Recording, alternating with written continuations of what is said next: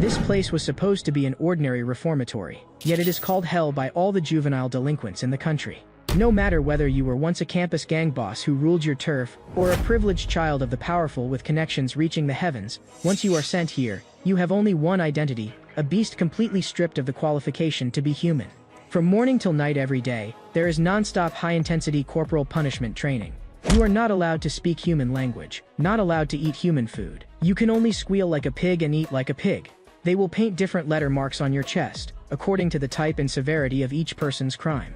The higher the letter grade, the greater the intensity of correction required. And the so-called reform period lasts until they confirm that you have completely thrown away your self-respect and become like an animal whose soul has been hollowed out. Just like that teenage crime syndicate leader Jo Chang-soo, who once made even the police tremble. Only after he was tortured until he could no longer control his bowels and became mentally disabled was he considered truly reformed. All of this stems from the existence of the Juvenile Protection Act. Under the shelter of that law, South Korea's juvenile crime rate began to skyrocket out of control. Teachers ceased to be lighthouses guiding them back onto the right path, and instead became punching bags for their fists and feet. Even if they seriously injured someone or even killed, they would not feel the slightest bit of guilt, because they had long since understood, so long as the Juvenile Protection Act existed, they would never receive the punishment they deserved no matter what they did. Thus in this era, there were no longer any adults who dared to stand up and correct children's mistakes. They feared retaliation, feared being targeted, and became cautious and timid in front of children, no longer daring to take on the role of adults. Until Han Man-soo was elected president. He announced the abolition of the Juvenile Protection Act, and at the same time issued a brand new decree called Reformation. Re-education once again became the new punishment faced by juvenile offenders. Once they broke the law, they would be sent to a Reformation reformatory to undergo centralized corrective training. Only when they were deemed to have completely reformed could they return to society again with the status of a human being. Stripped down, it comes to only one sentence: when words no longer work, the only road left is centralized discipline. The scene shifts, and a strange sight appears at Sanangrak High School. The group of usually arrogant delinquents are actually lining up of their own accord on the playground to donate blood. The adults watching think that they have finally started to grow up and learned how to give. But in reality, they have only one true goal: to get that blood donation certificate. Because one blood donation certificate can be exchanged for 5,000 won with the protagonist, Lee Min-soo. So the very first thing they do after donating blood is line up to find Lee Min-soo to trade for cash. And this is Lee Min-soo's current business. He spends 10,000 won to buy a 5,000 won gift card plus a blood donation certificate. His real target is not the gift card at all, but these blood donation certificates piling up, because the hidden value of a single blood donation certificate is about 12,000 won. This is how he profits, as a middleman earning the difference. He knows full well that this already counts as a criminal act, but he is not afraid in the least. Because at his age, the worst possible outcome is just a warning letter. The real danger instead comes from the gaze of other delinquents. Lee Min-soo, who had been lowering his head and counting money, the very next second is kicked in the face by a flying foot, and both he and the cardboard box are sent flying several meters. A few delinquents come over and surround him, looking down at him from above. "Looks like you've been making quite a bit lately, huh?" Staring at them, Lee Min-soo curses under his breath. Damn it. The thing he feared most has still happened. His illegal profit has made him prey in the eyes of other criminals. In their eyes, this means he can forget about getting any benefit at all. These delinquents surrounding him couldn't care less about the newly issued decree. In their eyes, so-called reformation is nothing but a pile of rubbish. The bleach blonde ringleader blows foul yellow smoke at him, then swaggers over and sits down on his crotch, humiliating him in this way. Leaning down, the blonde asks him how he could make money and not know how to share, then mocks, "Is it because Jo Chang-soo went into the reformatory that you dare to act this cocky?"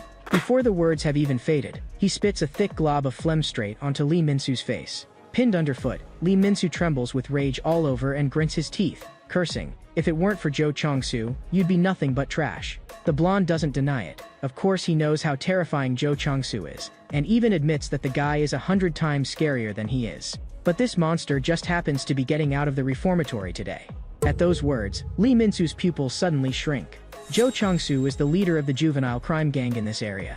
Anyone targeted by him has invariably broken down under hellish torment. Yet not a single person dares to step forward and call themselves a victim, because they all fear the retaliation of a demon. Lee Min-soo is no exception. Just seeing that ferocious, fiend-like face is enough to make him shake all over. Seeing Lee Min-soo stunned with fright, the blonde smirks maliciously. "If you don't want to get on Jo Chang-soo's bad side, then hand over the money nicely." As he rummages in his backpack, Lee Min-soo says no problem out loud. But in the next second, he flips them the middle finger. The blonde is instantly set off and starts cursing that he's a son of a bitch, then drives a vicious kick into his abdomen, followed by a flurry of punches and kicks, pressing him down onto the ground. Just because Jo Chang-soo isn't here, you really think no one can deal with you? The more he beats him, the less his anger subsides. Out of the corner of his eye he spots a shovel standing to the side.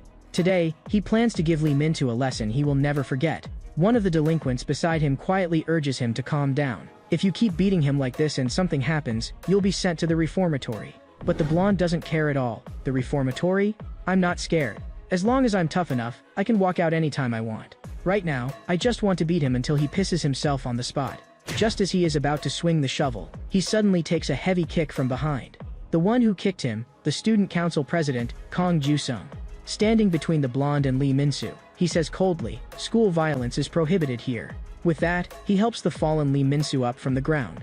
The delinquents around them also recognize who he is. The blonde, who has repeatedly suffered humiliations, has already lost his mind. Grabbing the shovel, he charges forward. "Today I'm going to butcher you, then transfer schools and walk away from it all." Kang Ju-sung shifts his body to the side, dodging the shovel, as he calmly asks, "Are you really planning to kill someone?" As soon as he finishes speaking, he grabs the blonde's shoulder, executes a clean over-the-shoulder throw, and slams him heavily onto the ground. "Do you think you can shoulder the consequences of killing?" Seeing the tide turning against him, the blonde hurriedly shouts back, "What are you standing there for? Get him!"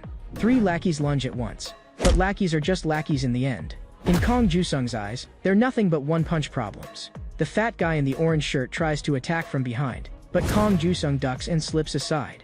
He locks both hands onto the arm the fat guy swings out, gives a pull using the man's own strength, and with another over-the-shoulder throw sends the fat body crashing down hard. With his fighting spirit up, Kang Ju-sung doesn't hesitate for a second and charges toward the last one. Terrified, that delinquent's legs go weak as he keeps backing away and begging for mercy. "Don't come any closer. I was just acting tough just now." But he still doesn't escape a thorough beating. Picking up his backpack, Lee Min-soo sighs and says to Kang Ju-sung, "Didn't you say school violence is prohibited?" Facing his challenge, Kang Ju-sung glances back at him and replies with a smile, "At a time like this, you should call me Hyung." With his head down, Lee Min-soo walks ahead in silence. "You're not my brother anymore. Stop meddling in my business. Staying with you will only drag me into trouble." But Kang Ju-sung doesn't agree. "Whether I'm trouble doesn't matter. You're my younger brother. No one can change that.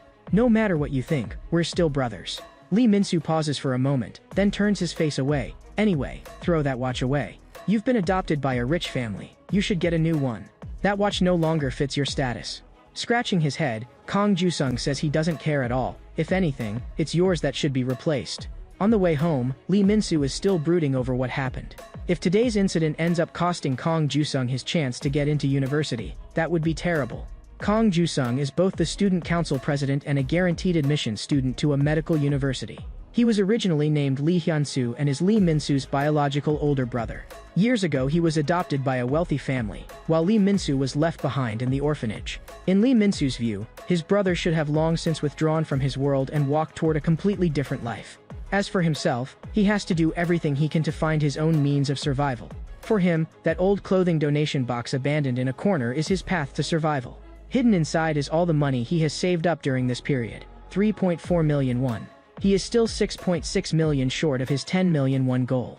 So he begins to think, should he go to other schools and keep acting as a blood donation middleman? After all, the next blood drive at his own school won't be for another 3 months. As for why he has to make money so desperately in this way, you have to go back to when he left the orphanage 2 years ago.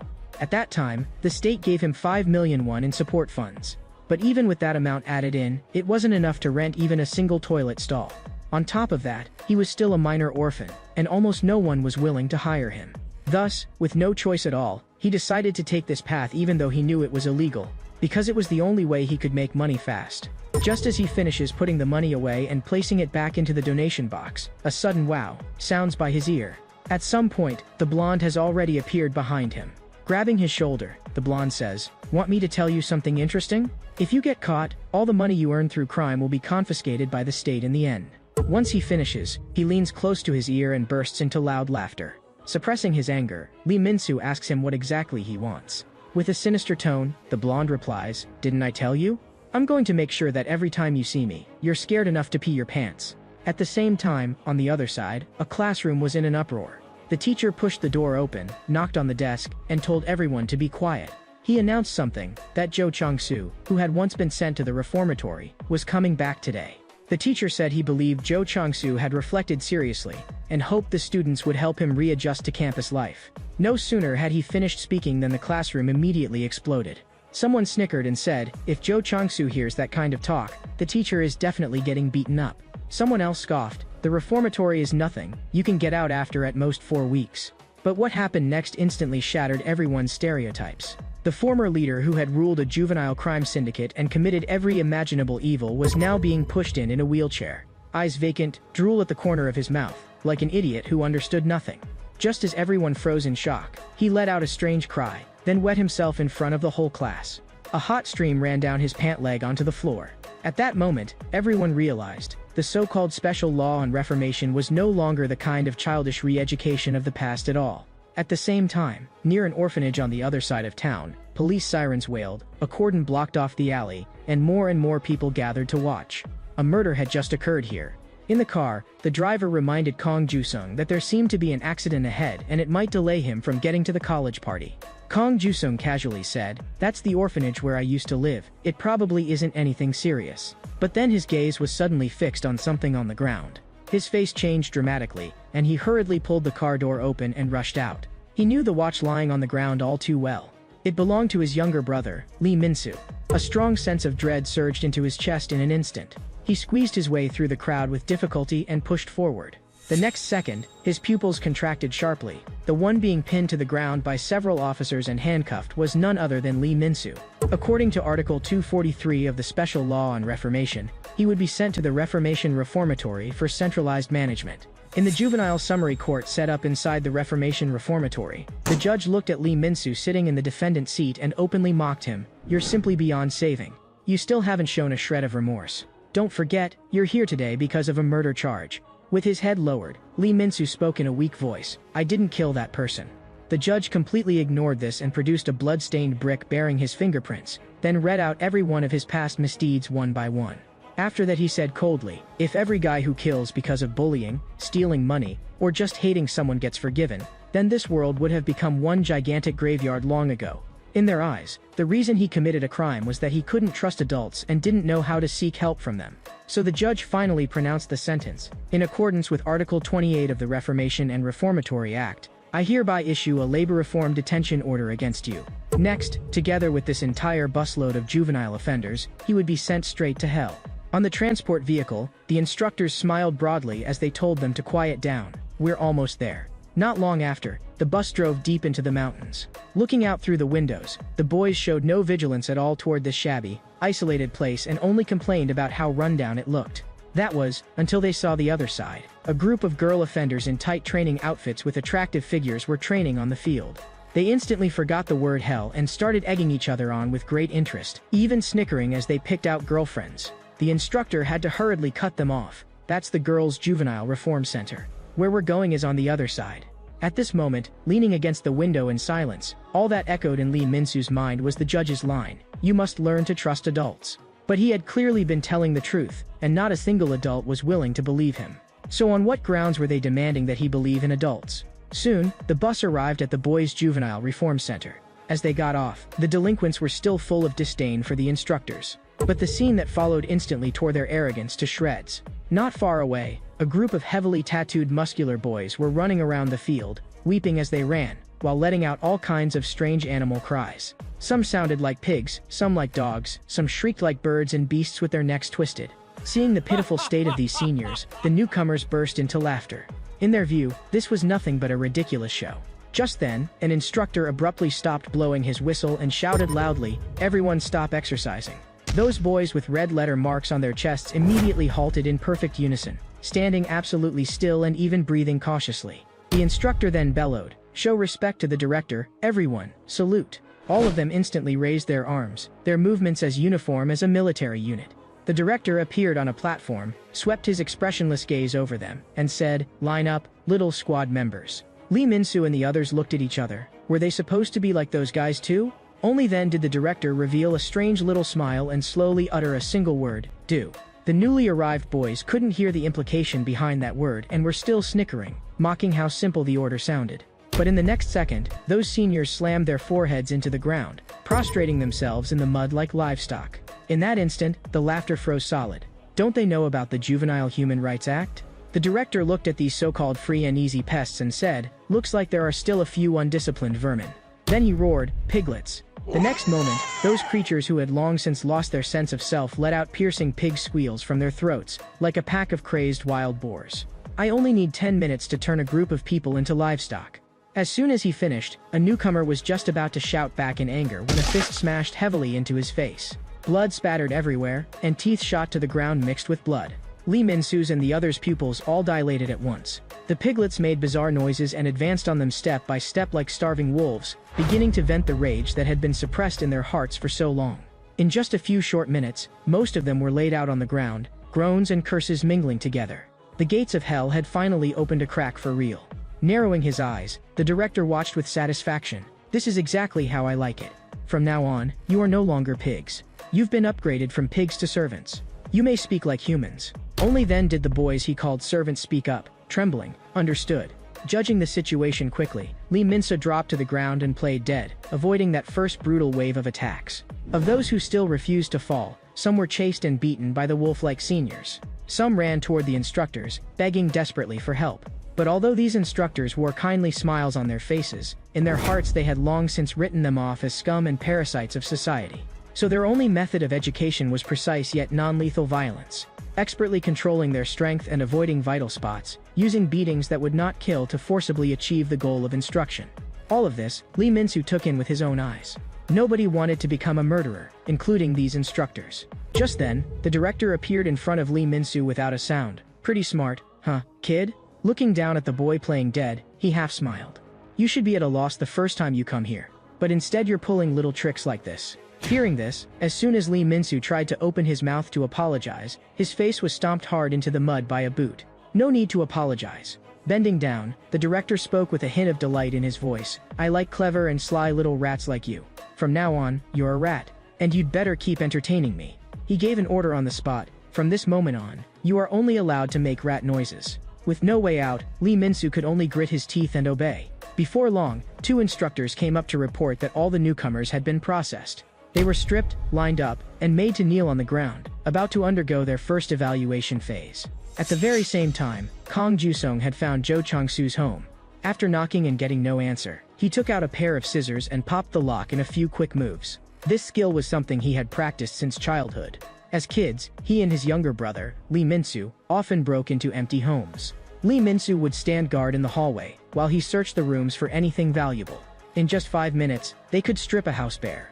They survived that way for several years, until they were caught red-handed once and sent to the orphanage, and that life finally came to an end. From then on, Kang Ju-sung never planned to go down that road again. But today, he had no choice but to break in once more. This time, he wasn't breaking in to steal, but to find out where his brother had been taken. And the person lying on the bed right now with both hands tied, was the only one who knew what the reformatory was like on the inside, Jo Chang-soo. Lying on the bed, Jo Chang-soo cried and shouted, "I pooped myself again. I pooped again."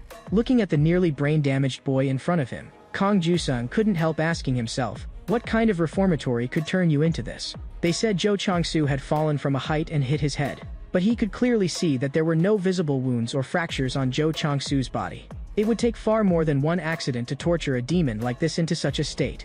He tried to question him, but Jo Chang-soo couldn't even understand what he meant and only screamed instinctively, "I need to poop, I need to poop." At last, Kang Ju-sung couldn't hold back anymore and pressed one hand on his head. "For you, maybe it was just 4 short weeks. But I have no idea how long my brother will be stuck in that place. Answer my questions, now." His voice was thick with fear and despair. A man who had committed every possible crime had been turned into this in just 4 weeks. What would they do to his little brother? But by now, Jo Chang-soo had become a completely brainless wreck who could only whimper and beg, "I was wrong, please don't hit me anymore." Kang Ju-sung realized that pressing him further would be pointless. Just then he suddenly noticed a red letter mark on Jo Chang-soo's chest. It was the mark by which every boy sent into the reformatory was classified. The director would rate each person's case severity on a scale from A to D. The camera cuts back to the reformatory. The director stands on high ground, sweeping his gaze over this batch of new boys. In his eyes, most of them are just boring small fry. Until his gaze stops on one person, Lee Min-soo. He suddenly stands up, his eyes flashing with excitement. I knew it, my eyes don't lie. Congratulations, Rat Lee Min-soo. You're even more violent than you look. I didn't expect the only A grade in this batch of goods to be you. In the coming training period, you're going to have a particularly delightful time. A bone-deep sense of danger shoots up along Lee Min-soo's spine straight into his brain.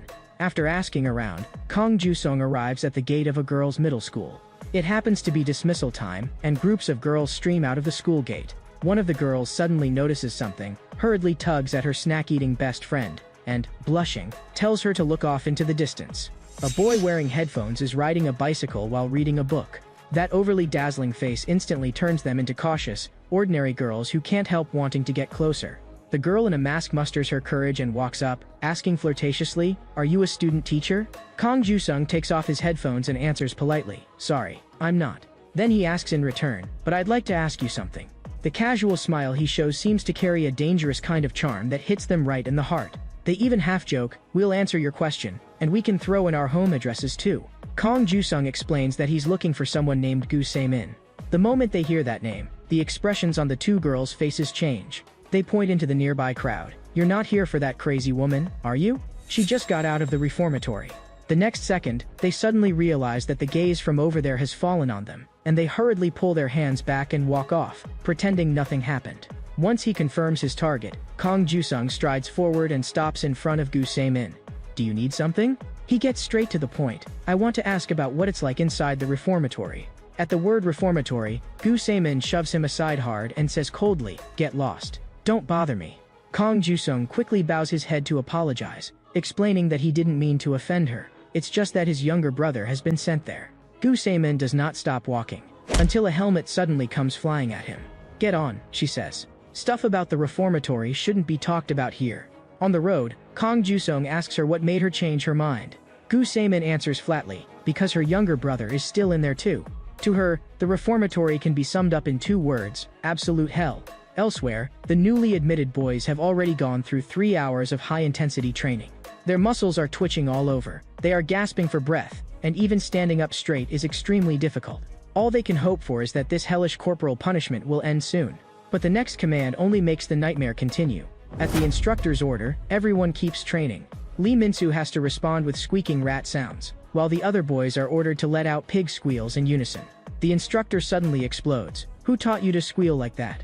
On 1 you squeal like pigs, on 2 you shout Ayo. Start over." So, to the count of 1 and 2, they do squats, standing and sitting, while letting out pig squeals and Ayo shouts in perfect rhythm. As for Lee Min-soo, all he has to do is keep making rat noises. The overlapping cries of livestock echo across the field. Standing on high ground, the director looks intoxicated. No matter when you hear it, the sound of livestock is always so beautiful. Just then, one boy collapses from exhaustion. What greets him is not concern, but a flurry of kicks and punches. The instructor announces with a blank face, "Someone fell behind." Everyone starts over. Clutching his stomach, the boy is almost in tears as he shouts, "My stomach really hurts, can't I go to the bathroom?" The instructor sneers, "Weren't you all cocky when you first came in? And you can't even handle this?" The director notices what's happening and raises a hand to stop the instructor from continuing the beating.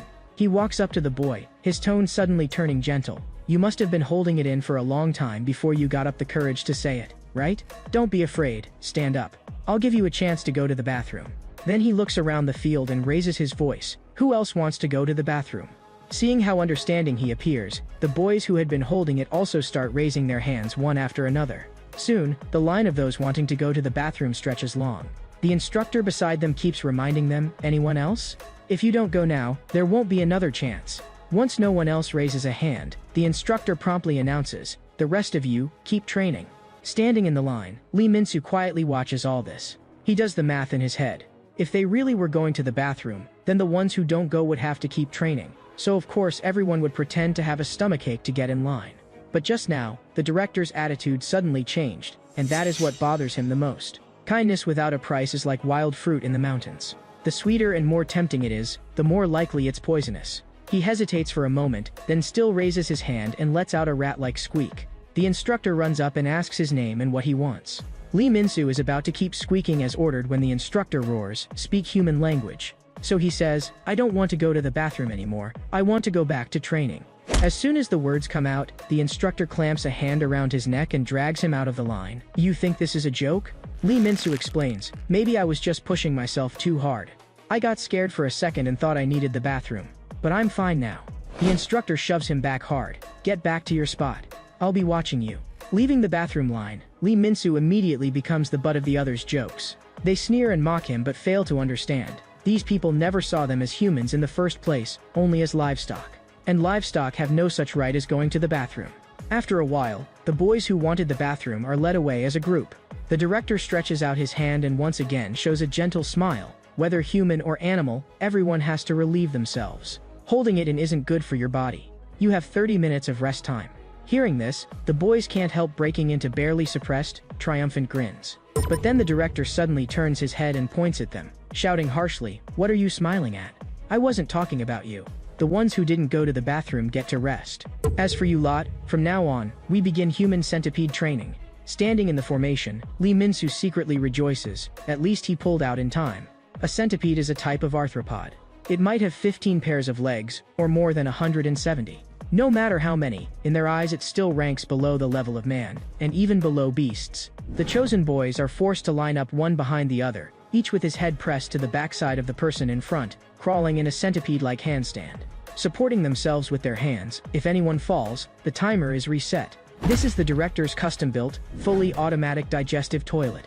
During the process, the instructor lashes their backs with a stick over and over. Didn't you bugs want to go to the bathroom? Why won't any of you do it now? 30 minutes later, the training finally ends. The instructor closes their bodies down with cold water to keep the stench from polluting the air. The boys who had been as wild as beasts just 3 hours ago have already turned into livestock at the mercy of others' torment. The chime over the loudspeaker rings to signal the end of class, announcing that today's training session is temporarily over. Next comes mealtime and dorm assignment.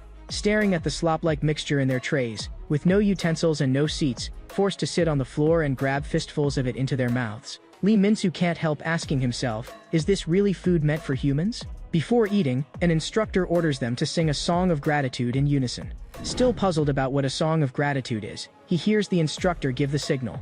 And the old inmates immediately break into wide smiles and sing out with one voice, "We are not human, we are pigs and dogs. Whatever we're given, we eat." The lyrics of this song have been framed and hang in a place of honor at the very center of the cafeteria.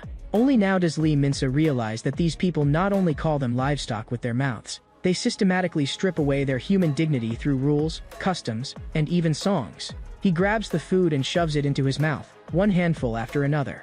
No matter whether his assigned identity here is rat, pig, or dog, the only thing he can do now is endure and hold out until the day he gets out. Meanwhile, Gu Se-min has brought Kong Ju-sung to the mountaintop. From here, they can see the entire Reformation reformatory laid out below. You really think that place is hell? Gu Se-min says coldly, hell is better than that place. That place is not somewhere humans are meant to be. I have nightmares every day about every single day I spent in there. If I don't take a ton of sleeping pills, I can't sleep at all. She glances at him. Looking at you like this, you really do care about your brother. Lowering his head, Kong Ju-sung speaks in a slightly tight voice. That was what my mom told me on her deathbed. She told me to protect him for the rest of my life. And in the end, I still failed. That's why I came to you. I have to do something now. If I wait any longer, it'll be too late. And among everyone who came out of the reformatory, you're the only one who looks more or less unchanged. Tilting her head, Gu Se-min asks, you want to know how I managed to walk out of that place alive? He grabs onto this sliver of hope immediately. So there is a way to survive? How did you get out safely? In the next second, Gu Se-min suddenly goes vacant and dumb, like this, by acting like an idiot. Thinking she's making fun of him, Kong Ju-sung quickly frowns and cuts her off. Please, be serious. I'm in no mood to laugh. But she flips her hair up with one hand, revealing a scalp covered in dense burn scars. Kong Ju-sung's pupils quake violently. That place is where the craziest people in the country are all crammed together. If something flares up in the heat of the moment, how far do you think they'll go? You could never imagine it. They'll actually shove a person's head into a vat of boiling oil. That idiot act you just saw, that was my ticket out. They decided I was broken, so they let me out early. After hearing this, Kong Ju-sung can only mutter apologies under his breath. But Gu Se-min says coldly, don't you dare pity me, or I'll kill you. Have you asked what the letter marks mean? When everyone is gathered at the boys and girls training grounds, they assign each kid a grade based on the nature of their crimes, then assign them to rooms by grade. Room E, ordinary violent offenses. Room D, drug-related. Room C, theft and fraud. As for room B, where I used to be, that's for severe assault offenders. And given your brother's situation, that would be room A. That level is reserved only for the most vicious, the so-called murderers. At this moment, in room A, the instant Lee Min-soo steps through the door, he feels a gaze like a beast locking onto its prey. He knows this is provocation. If he backs down now, he'll be trampled on the spot. So he forces himself to stand straight and walks forward with his head held high. This guy doesn't know how to introduce himself or what. One of them speaks, his knuckles cracking as he does. He steps forward and questions Lee Min-soo. Where are you from? Why are you here? Lee Min-soo answers, I'm from an orphanage. I used to attend Seongrak High School. As soon as he finishes, the room erupts in laughter. Someone looks at him with a mocking grin, another elite from an orphanage. Huh. I know a guy from Seongrak High, 3rd year, named Jo Chang-soo. Shut up. A cold bark cuts him off. The one who spoke clams up instantly, cold sweat breaking out on his forehead. The one who just stopped them is the long-haired senior. In this room, he is clearly the top dog. Why were you locked up? If you're assigned to this room, you must have done something big. Without hesitation, Lee Min-soo says, murder. The air freezes at once. Except for the long-haired guy. Everyone else's eyes bulge with sweat running down their faces. Someone mutters under his breath, no way, he's bluffing, right? Their reaction leaves Lee Min-soo quietly surprised. Could he really be the only actual murderer here? He had assumed everyone's crimes would be lumped together. But it seems murder is the top-tier offense here. And the seriousness of one's crime appears to decide how much say one has in this room. At that moment, a senior looks over at the long-haired guy. Looks like our pet dog has to keep his job. Before Lee Min-soo can process this, pet dog? So this long-haired guy isn't the boss? He's actually at the very bottom here? But the next second, he realizes his mistake. The one being referred to isn't the long-haired guy at all, but the white-haired boy he is using as a chair. The white-haired boy is lying on the floor, being used as a human bench. The long-haired guy complains, sitting like this is really uncomfortable. The moment the white-haired boy plucks up the courage to say a single human word, another senior kicks him over. Who said you could speak human language? The white-haired boy can only let out weak woof-woof sounds, as if he truly believes he's a dog. This scene is exactly the same as when they forced Lee Min-soo to act like a rat earlier. The weak, whether outside or inside, are always the ones who get crushed. In that moment, deep inside, Lee Min-soo makes a decision. He would rather bear the label of murderer than ever accept being treated as a pet. At 7 in the evening, it's reflection time. Every boy in the reformatory must write 10 self-reflection essays a day. Sitting at the desk, Lee Min-soo doesn't even know what to write. After all, that blonde punk who bullied him wasn't killed by him. Suddenly, a crumpled paper ball lands on his desk. Looking up, he sees 2 seniors tossing sheets of reflection paper back and forth like a baseball. He asks them, aren't you going to write your reflection essays? They answer with disdain, what's the point of writing that crap? Our pet dog writes all of it for us anyway. They even tell him he might as well not write either and just hand his in to the pet dog too.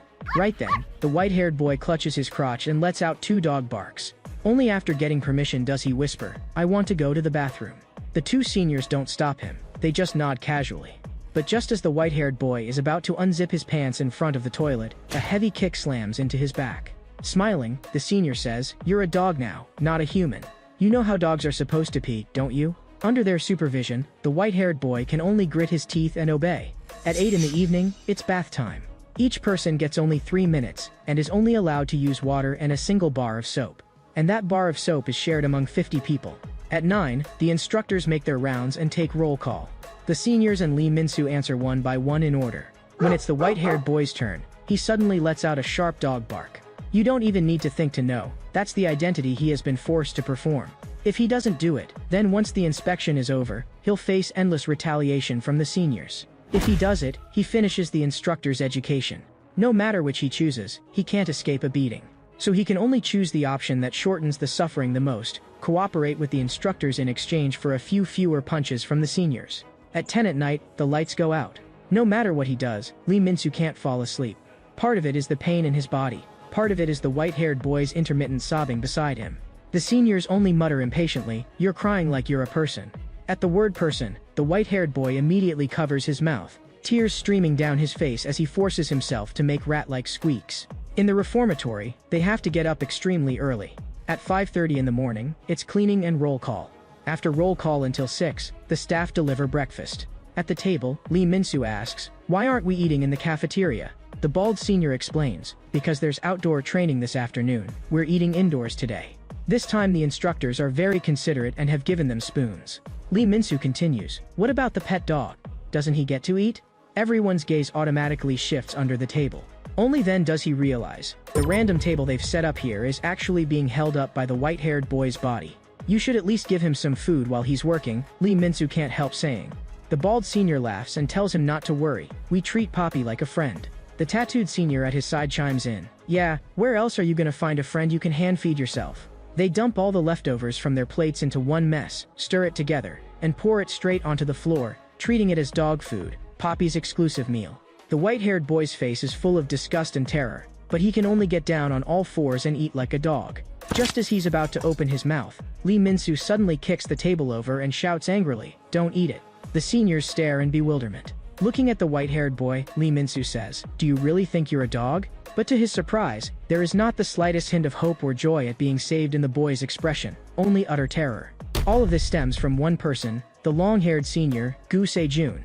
He warns Lee Min-soo, this place has its own hierarchy and rules. You came too late, so you follow the rules that are already here. If you don't like them, then climb your way up and become the leader. But before that, you have to beat Poppy. Because once you challenge him, Poppy is above you in rank.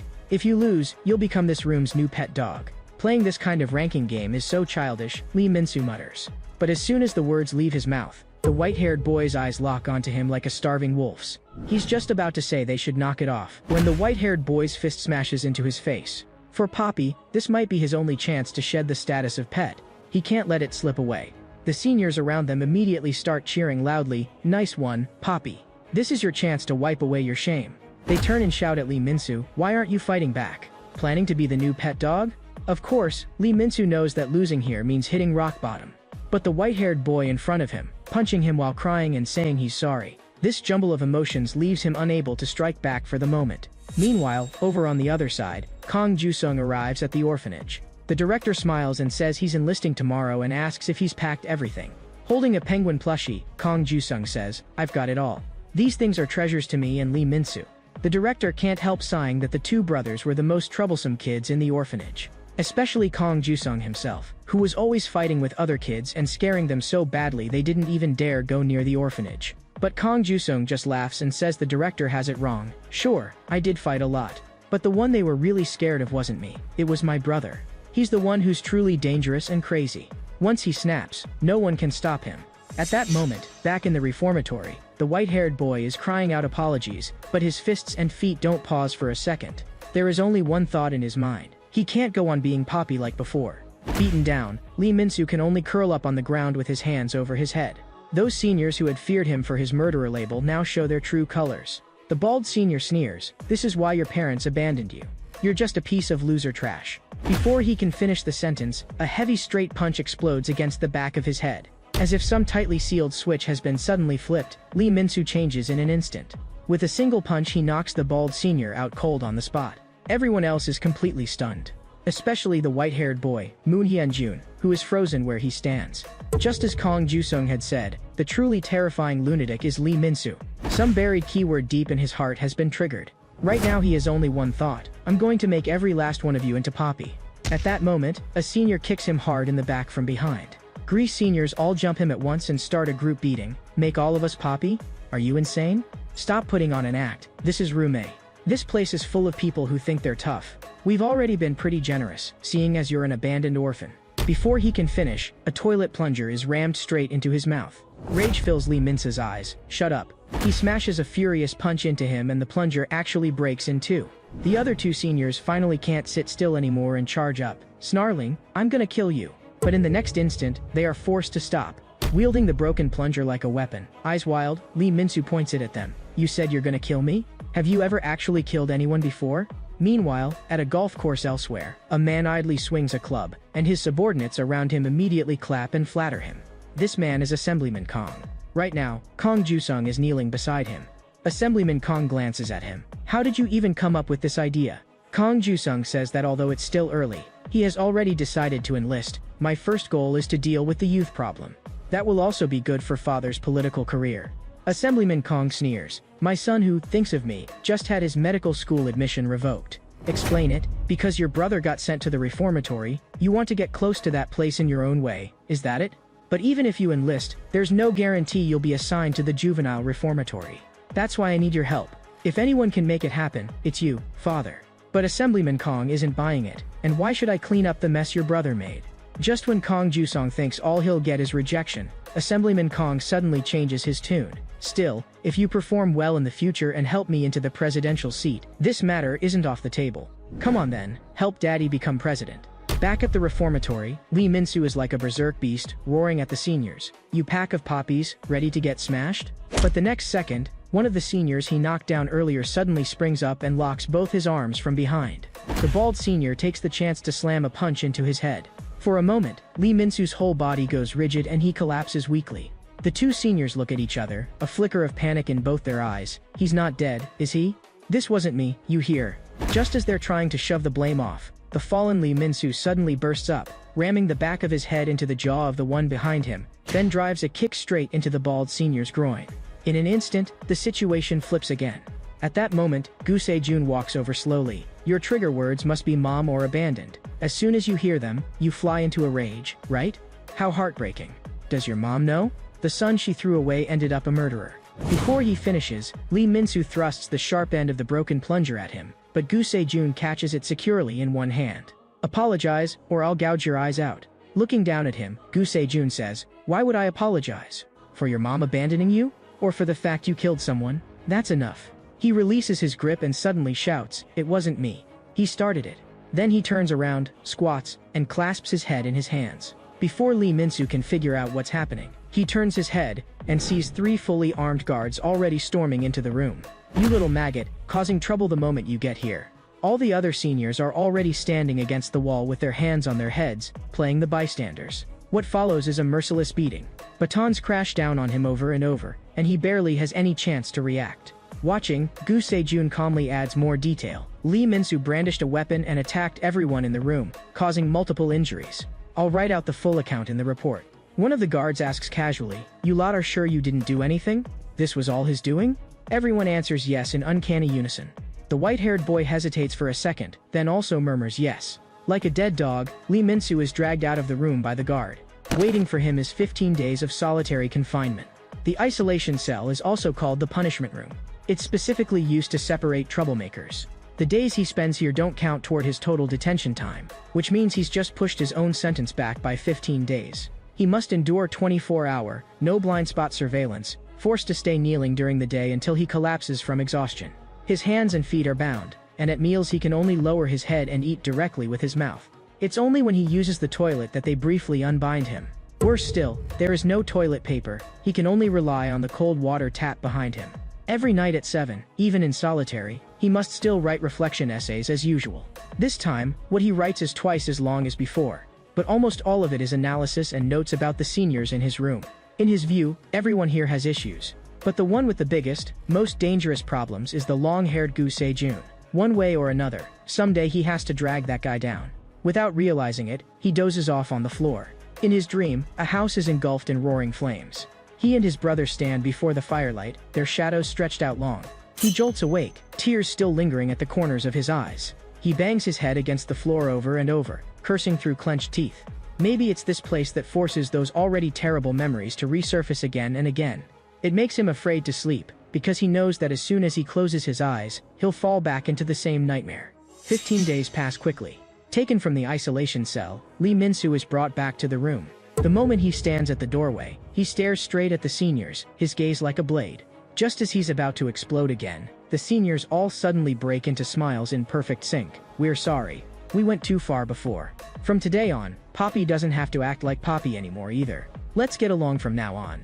Seeing their sudden repentance, a flicker of confusion rises in Lee Min-soo's heart. He nearly believes they're sincerely extending an olive branch. But just as he's about to accept their apology, a foot slams down hard on the back of his head.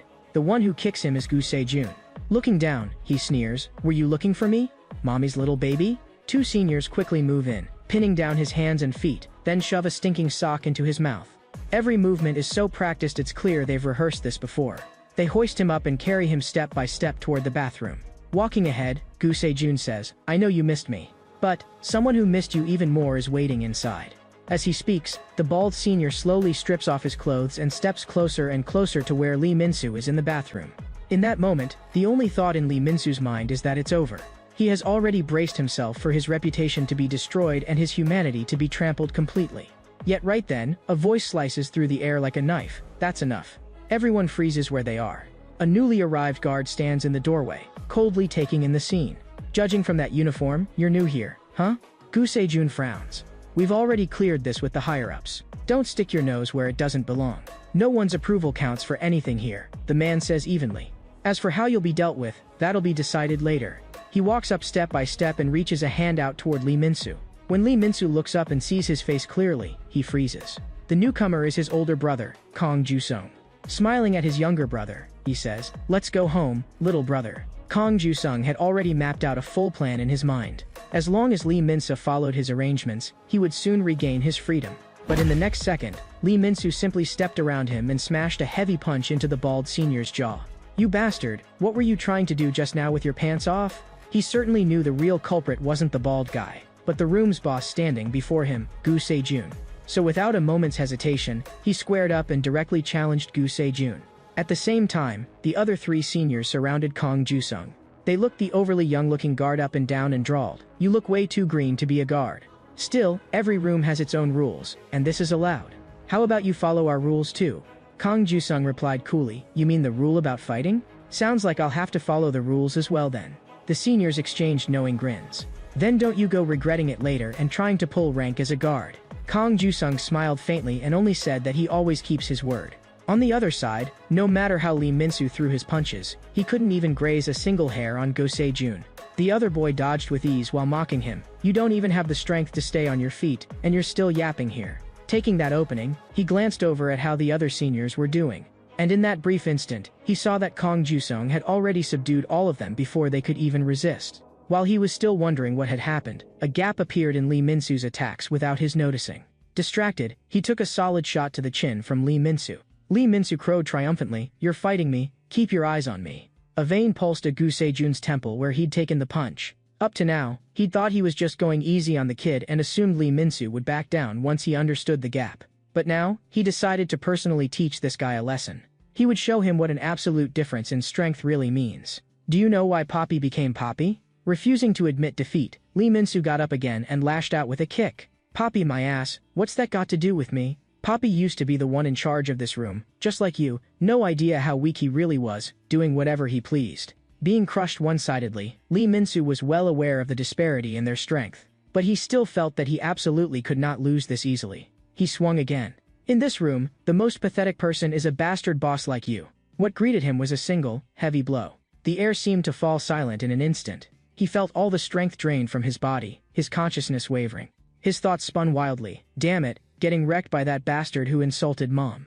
Aside from that one cheap shot kick, I haven't even touched him once. What's even more humiliating is that every time I get beaten, Kang Ju-sung is right there. Standing off to the side, Kang Ju-sung asked if he still had any breath left in him. "Can you still stay alive long enough to answer me?" The next moment, Lee Min-soo blacked out completely. Looking at his unconscious younger brother, Kang Ju-sung let out a helpless sigh and hoisted him up over his shoulder. Watching them leave, Gu Sejun asked coldly, "Where are you planning to take him? He still needs a bit more discipline." Kang Ju-sung answered calmly, "Obviously to solitary confinement. He disrupted order, so he has to be punished." Then Gu Sejun suddenly spoke up. "You did pretty well just now. How about a fight with me?" Kang Ju-sung shot back, "Do you want to get written up? If not, pretend you never said that. And one more thing, no fighting.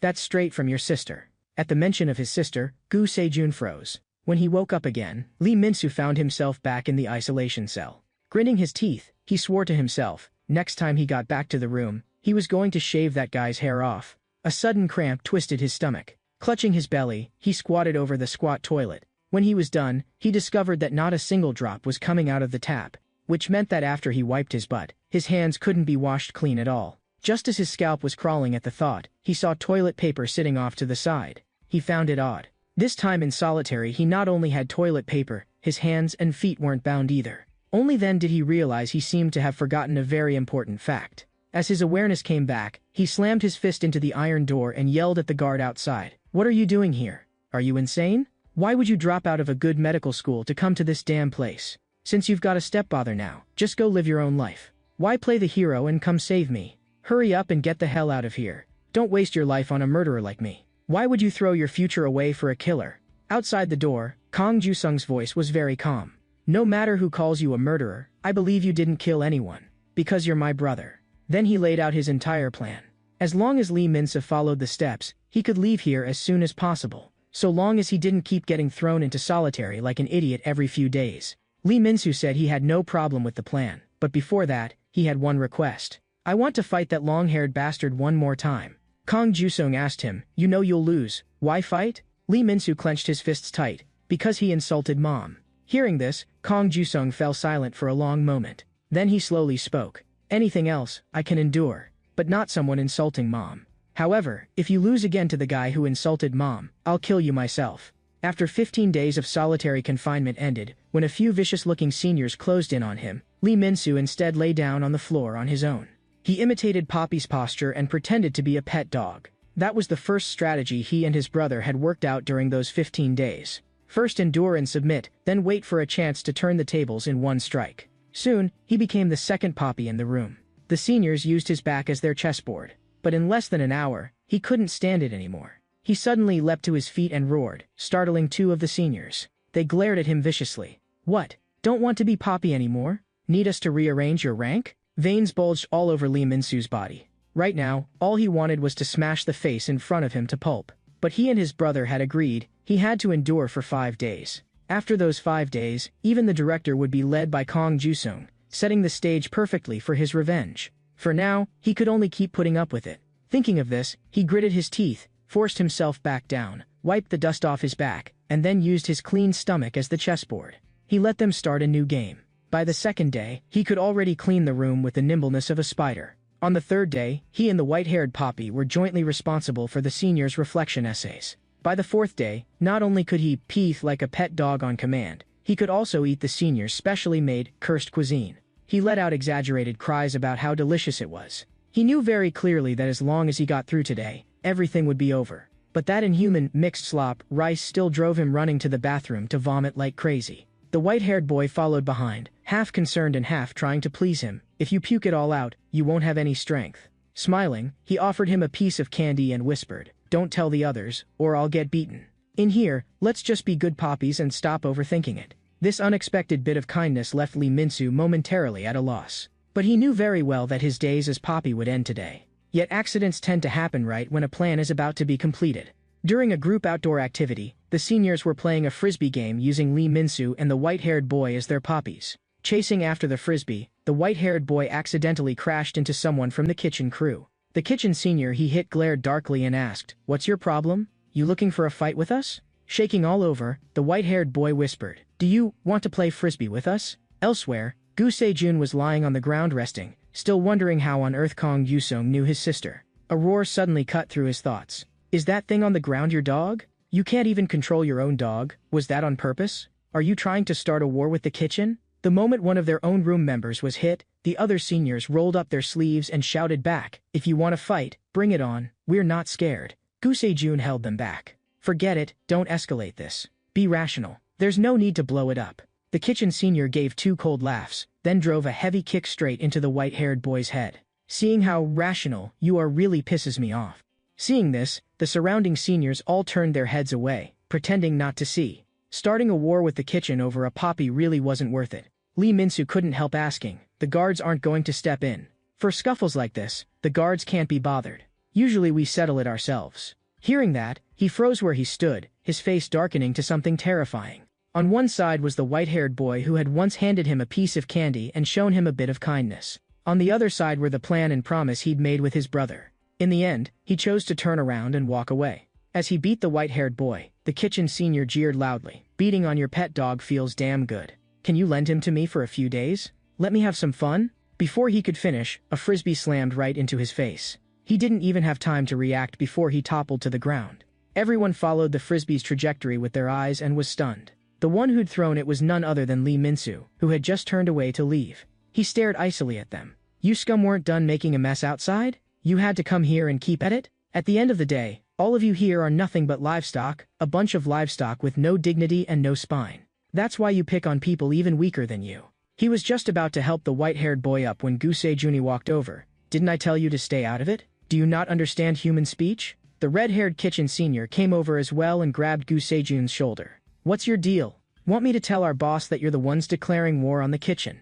Go ahead and tell him if you're declaring war, Gu Sejun replied flatly. But before that, I have to deal with our internal business first. At the mention of a fight, the delinquent boys nearby immediately closed in to watch the show. Lee Min-soo knew he had already broken the first promise, but the other promise, about mom, was one he would never break. Gu Sejun casually tied his hair back and looked at him.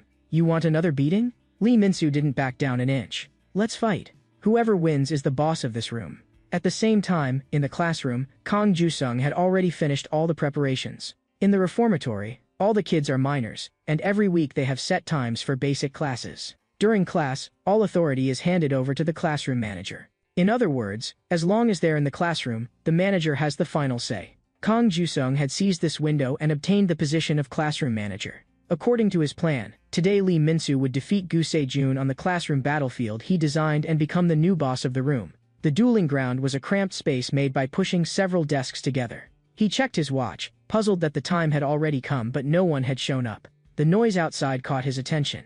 He looked out the window and froze. The duel between the two had already started downstairs. He sighed helplessly, stepped onto the windowsill and shouted down, Lee Min-soo, you really are a bastard. For these 15 days, he had drilled the same combo into Lee Min-soo every single day. Step 1, hook punch. Step 2, heavy punch to the abdomen. Step 3, uppercut. Step 4, midsection kick. Then a front kick into a spinning kick, followed by a whip kick, and finally finishing with a straight punch. Although Gu Sejun was quite strong, he'd never received systematic training. To Kang Du-sung, the other boys' moves were all flash and no substance, with almost no continuity between motions. As long as he could force Gu Sejun into a corner on the mini-ring set up in the classroom, leaving him nowhere to dodge, that combo would definitely land and secure the win.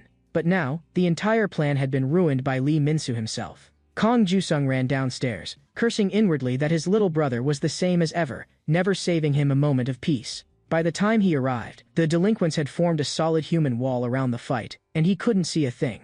He knew the plan was completely off the rails now. If he wanted to stop it, he'd have to invoke his authority as a guard and forcibly shut it down. Just then, a piece of popcorn flew his way. The director lazily asked him, "What do you think you're doing? Why are you ruining my fun?" Seeing it was the director, Kang Ju-sung immediately stood at attention and saluted, explaining that he was a new guard and had been about to stop the kids from fighting. The director countered, "And why would you stop them? Have you never seen those wildlife shows about the animal kingdom? When a snake decides to eat a mouse, what does the film crew do? Of course they do nothing, because that's part of the natural order. Same here, we don't interfere with their fights, we respect the prison's order. Besides, watching them fight is entertaining." Seeing the unhidden madness in his eyes, Kang Ju-sung understood that there was only one thing he could do now: obey the director's order. In the ring, time and again, Lee Min-soo tried to attack with the combo, but he still couldn't so much as brush Gu Sejun. Instead, he kept taking punches to the face. Just as his brother had said, without walls to help pin the opponent down, relying on the combo alone, he could barely even land a hit. Right now the gap in strength was too great. All he could do was cling to the combo and desperately search for an opening. But soulless, empty motions were useless in the end. Catching his moment, Gu Sejun kicked him hard and sent him flying. He crashed into the crowd, drawing jeers and insults all around. Holding his forehead, Kang Ju-sung sighed and could only hope his brother would give up soon. Then they could find another chance to turn things around.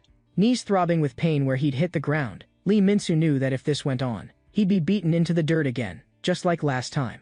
To protect himself, he began to think about surrendering. At that moment, someone shoved him back into the ring, and a group of seniors shouted at him, "You idiot, what are you spacing out for? Get back in there. If you give up now, we'll deal with you when we get back." Standing in the ring, hands in his pockets, Gu Sejun asked lazily, "What are you dazing out for? Looking for your mommy?" Hearing that, Lee Min-soo merely smiled. In an instant, a new plan formed in his mind. Gu Sejun frowned. "What are you laughing at?" "Nothing." He looked up at him. "I just suddenly thought of a way to beat the crap out of you." The two of them stepped back into the makeshift ring, and an excited cheer exploded around them. Gu Sejun yawned. "Recess is over." Rolling his shoulders, Lee Min-soo said flatly, "Yeah, time to put an end to this." He'd already figured out how to use the combo, but getting Gu Sejun into a corner was the hard part. Previously, Kang Ju-sung had told him that with his current strength, there was no way he could force Gu Sejun back into a corner by sheer pressure. The only way was to enrage Gu Sejun and make him charge in on his own. And Kang Ju-sung had even given him a guaranteed trigger point that would set him off. With a leering tone, Lee Min-soo called out, "Hey, what do you think of Gu Sejun's looks?" The instant the words left his mouth, Gu Sejun exploded. He swung his fist, aiming straight at Lee Min-soo, who was standing close to the human wall. Everything unfolded just as they'd imagined. At the moment the fist came down, Lee Min-soo blocked it with his palm. While his opponent was startled, he grabbed a fistful of his hair. He yanked hard and twisted his body with it. The situation flipped on the spot. "Looks like your sister really is something special to you."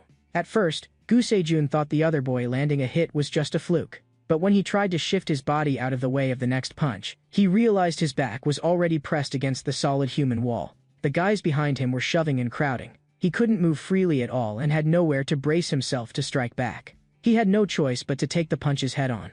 Every attempt to counterattack was blocked by the massive onlookers behind him. If he wanted to break free of the human wall, he would first have to endure a barrage of blows from Lee Min-soo. Only then did he realize he'd walked straight into a trap. Try to fight back, and the crowd behind him stopped him from moving. Try to escape the crowd, and he'd be pummeled by Lee Min-soo's fists. Now he'd become a lamb to the slaughter, and the only thing he could do was raise his arms to shield his head. He finally found an opening to counter, but Lee Min-soo smashed a side kick into his knee joint. What followed was the combo they'd practiced for 15 days straight, unleashed blow for blow like reading from a textbook. Lee Min-soo poured all the humiliation of that time onto Gu Sejun. Even as he saw the other boy already on the verge of collapse, he knew he absolutely couldn't stop. He couldn't give him the slightest chance to breathe. Fists, knees, and feet hammered relentlessly into him from every angle. Gu Sejun's consciousness began to blur. He knew that if his next punch didn't land, he'd have no hope of turning this around. But now, his attacks were moving at a snail's pace, and his strength was completely gone. "I warned you already, don't insult my mom. The more I think about it, the more I want to kill you." The kids who usually looked down on him were boiling over now. They were watching this weakling pull off a comeback right in front of their eyes. Eyes bloodshot, Lee Min-soo kept swinging and shouting, "If you don't know the situation, don't run your mouth about someone's mom. You hear me?" It wasn't until his final punch swung at empty air that he realized Gu Sejun had already passed out cold. The jaws of the onlookers were about to hit the floor. The three seniors from his room felt a chill run down their spines, because this meant that from today on, Lee Min-soo would be the new boss of the room. Exhausted, Lee Min-soo was still seething. He couldn't understand why, even after being beaten this badly, the guy wouldn't apologize for that insult. Suddenly, the crowd parted on its own, opening a path. The director strolled over with a group of guards. "I honestly thought you couldn't win, but you did. Looks like this animal kingdom is pretty interesting. The mouse actually managed to beat the snake." Before he could figure out what that meant, the director bent down and murmured in his ear, "A mouse is still a mouse. Even in a fight, you're full of tricks." Lee Min-soo could only answer with the timid squeak of a mouse. By this time, Kong Ju-song had already slung the unconscious Gu Sejun over his shoulder and asked the director, "How should we deal with him?" The director waved impatiently, "Throw him in solitary or wherever." Kong Ju-sung immediately complied. As he passed by Lee Min-soo, he muttered under his breath, "Why is this kid so disobedient? Who does he take after?" Lee Min-soo shot back with a grin, "Maybe I take after my brother." The plan had gone off track in unexpected ways, but in the end, it was completed without disaster. Next, they could move on to the second phase. One day later, in an art studio, Gu Se-min asked, "So my brother is in solitary confinement now?" Looking a bit apologetic, Kong Ju-sung said, "Yeah, the plan spun out of control. That wasn't part of the original arrangement." "Don't move." She cut him off. Right now she was using him as a life model, making him hold a weird and very uncomfortable pose. "How much longer can I last?" Kong Ju-sung couldn't help asking. "This pose is killing me." "Done. If I'm lucky, this piece will get me into art school at the top of the list." Kong Ju-sung glanced at it and almost exploded. "How is this supposed to be art? And it's a self-portrait of you?" After a few lines of banter, Gu Se-min suddenly reminded him, "Your brother might be in trouble. Because the ones he crossed are the kitchen crew. I used to be on the kitchen crew in the girls' block, so I know those people a bit. The boys' kitchen crew is very tight-knit. If you mess with even one of them, they'll take turns coming after you. Especially their boss, Jang Do-hwa. You need to be extra careful of him." At almost the same moment, at the serving counter, Jang Do-hwa was dumping side dishes into Lee Min-soo's tray. In just a few seconds, the broth had flooded the entire plate. Lee Min-soo frowned. "That's way too much." Jang Do-hwa sneered. "That's normal. You're the one who picked a fight with our kitchen crew." Faced with the kitchen boss's snide tone, Lee Min-soo decided to play dumb. Pointing at himself with an innocent look, he said, "You sure you've got the right guy?" Jang Do-hwa hesitated, then awkwardly asked, "You're not Lee Min-soo?" "That is my name," he said with a straight face, "but maybe you mean some other guy with the same name. It's a pretty common name, you know." Feeling he might have the wrong person, Jang Do-hwa was about to send a lackey to double-check. But the lackey just pointed straight at Lee Min-soo and shouted, "It's him. No mistake." Seeing things about to go south, Lee Min-soo bolted on the spot. Good thing I'm quick on my feet, I almost got wrecked. Meanwhile, in the capital, a summit attended by several of South Korea's top leaders was underway. 3 representatives from different parties were sharing the stage with President Han Man-soo, and afterward they would need to present a joint statement to the public. Kang Ju-sung's stepfather was one of those 3 representatives. Clapping Assemblyman Kang on the shoulder, Han Man-soo smiled meaningfully. Long time no see. Back in the election, we were rivals. But now, for the good of the country, you behave yourself as my subordinate and work hard. With that, he casually slapped him on the butt. Cameras flared wildly in the audience, capturing this historic moment. Assemblyman Kang's face froze with embarrassment. That smack had been delivered in front of the entire nation. Seething inside, he went backstage and slammed a punch into a sandbag with Han Man-soo's photo on it. After venting, he turned to his son. You just watched your father swallow humiliation with your own eyes. What do you think? Standing before him was Kang Ju-sung. Bringing Han Man-soo down is easier than you think. All we have to do is destroy his most important political asset, the Youth Rehabilitation Center, that so-called reformatory.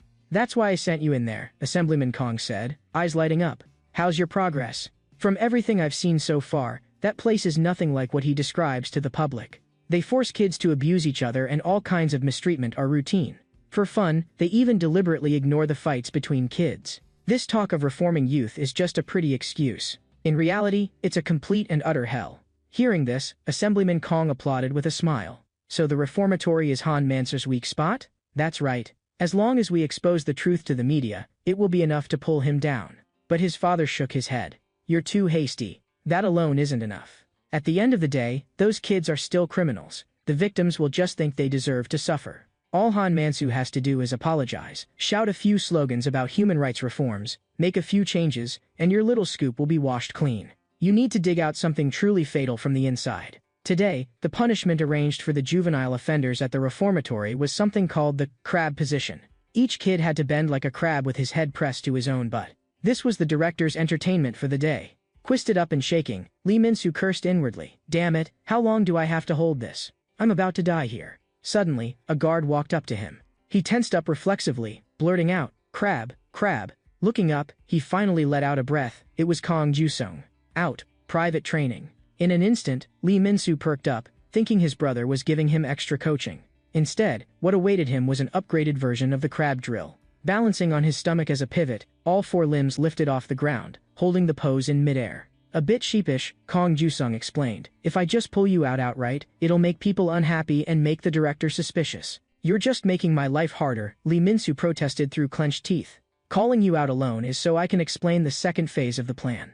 This rehab center runs on a reward and penalty point system, Kang Ju-sung said slowly. You get points for completing assigned tasks, you lose points for violations. Rack up 100, and you qualify for a parole review. On the flip side, the more points you lose, the further your review date gets pushed back. And right now, your score is -50. 2 stints in solitary, 1 big group fight. You've never earned a single reward point. Weakly, Lee Min-soo asked, so how do I earn points? Kang Ju-sung took out an application form. The fastest way is to voluntarily apply to be an assistant on the kitchen crew.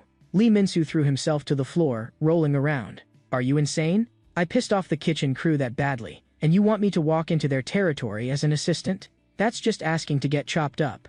I'd rather rot in here than go there. Those guys will kill me. Kang Ju-sung sighed. Fine. I'll come up with another way. After the high-intensity training, he was so exhausted he nearly passed out. But he'd barely closed his eyes when an annoying buzzing sound woke him. He slammed his hand on the desk. Do you really have to make that noise with your mouths? The noise was coming from the 3 seniors who had now been reduced to vacuum cleaners. The white-haired boy, thanks to him becoming boss, was finally freed from his role as Pobby. The seniors explained that humming while they worked made them more efficient, and told him to just sit and relax. They'd be done in no time. Resting his chin on his hand, Lee Min-soo thought it over. Earning points by cleaning classrooms was way too slow. 1 classroom for 1 point. How many years would it take to reach 100? Just then, 2 guards came in and asked how the cleaning was going. Almost done, just about finished. Then you alone can head to the next place. Someone put in a request for extra volunteer work for you. Hearing that, Lee Min-soo lit up, assuming Kang Ju-sung had found him another path. He grinned and snapped off a salute. But when he reached the assigned spot, he froze. It was the kitchen crew. Weren't we clear you wouldn't dump me in the kitchen crew? He complained bitterly in his heart. Jang Dubois, a boy whose dream was to become one of Korea's top chefs, With his right hand he could handle a 3-kilo cast iron pan plus 2 kilos of ingredients in it, all single-handed. His left hand was for precise work. To him, criticizing his food as bad was the same as insulting his skills. When a few juvenile offenders grumbled it tasted awful, he fixed them with a cold glare. But he knew he couldn't do anything about it for now. After all, he was the only one here who actually knew how to cook. Everyone else either set the pots on fire and screamed, or held up a pot of burnt black liquid claiming they'd rendered oil. Or they somehow produced pure, cursed cuisine in a pan. Watching the ingredients go to waste, all he could do was tell them to stop, close to tears. He wanted to tear them apart, but they were his team, so he could only endure it. Today, though, things were different. Lee Min-soo had insulted his team. If this new guy turned out to be just as hopeless in the kitchen as the others, then Jang Duba would have every excuse, under the name of culinary training, to settle all his past and present scores at once. With that in mind, he hefted a pan and charged at Lee Min-soo. But Lee Min-soo casually whipped up 2 dishes, and left the kitchen boss who'd been ready to kill him standing there in a daze. In all his years in the prison kitchen, this was the first time he'd seen someone whose cooking skills could stand shoulder to shoulder with his own. So after witnessing Lee Min-soo's technique, he didn't lay a hand on him again. Instead, overcome with excitement, he lifted him up on the spot, crying, "I've finally found you. I knew this day would come." From that day on, Lee Min-soo was not only the boss of Room A, but also the trusted right hand of kitchen boss Jang Duba. However, not everyone in the kitchen crew was happy about it. Someone suggested pitting Jang Duba and Lee Min-soo against each other, but judging from Jang Duba's current attitude, that was practically impossible. The only idea they could come up with was to throw trash into the dishes Lee Min-soo made, ruining the taste. As long as the food turned bad, Jang Duba would change his opinion of him, maybe even turn on him. The more they discussed it, the more pleased they became, and they were just about to act. The door clicked open. The instant they looked up, their pupils shrank. Standing in the doorway was guard Kong Juseon. Studying them with amused eyes, he said, "I've been wondering who's been making supplies mysteriously disappear. So it was you rats. Since you're thieving rats, you'll have to pay the price." The kitchen crew members weren't scared at all. Instead, they shouted back, furious, "What's your problem, guard? Don't you know this is the kitchen crew's turf?" But it wasn't long before all of them were sprawled on the floor. The group that had been gearing up to cause trouble for Lee Min-soo was taken down single-handedly. He still didn't know who had arranged for Lee Min-soo to be assigned to the kitchen crew, but from the looks of things, his brother was adapting pretty well there. In the director's office, 2 guards came in to make their report. Smiling with narrowed eyes, the director asked, "Did they fight?" When he heard they hadn't, his face instantly darkened. Arranging for Lee Min-soo to join the kitchen crew and having the kitchen crew move against him had all been his idea, yet he hadn't gotten to see the spectacle he'd been waiting for. The guards were long used to his temper. They had already prepared a lovingly made omeras to offer him, hoping to calm his rage. Elsewhere, Jang Dubois gathered all the kitchen crew members and said solemnly, "Are you ready for our special once-a-month day?" He took a bar of soap and grated it into fine shreds on a grater, then dumped them into a pot.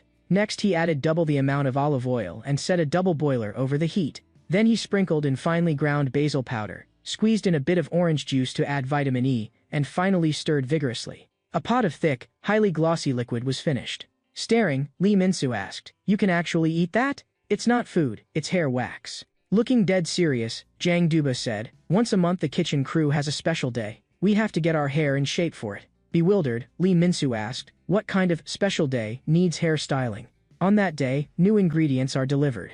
We get to see the girls from the women's reformatory. Every month the cafeteria gets a supply shipment, and we have to split it with the girls' kitchen crew. It's the one thing in this job you could call a perk. On that day, we style our hair like adults, and we carry the goods on our strongest shoulders and work like mad."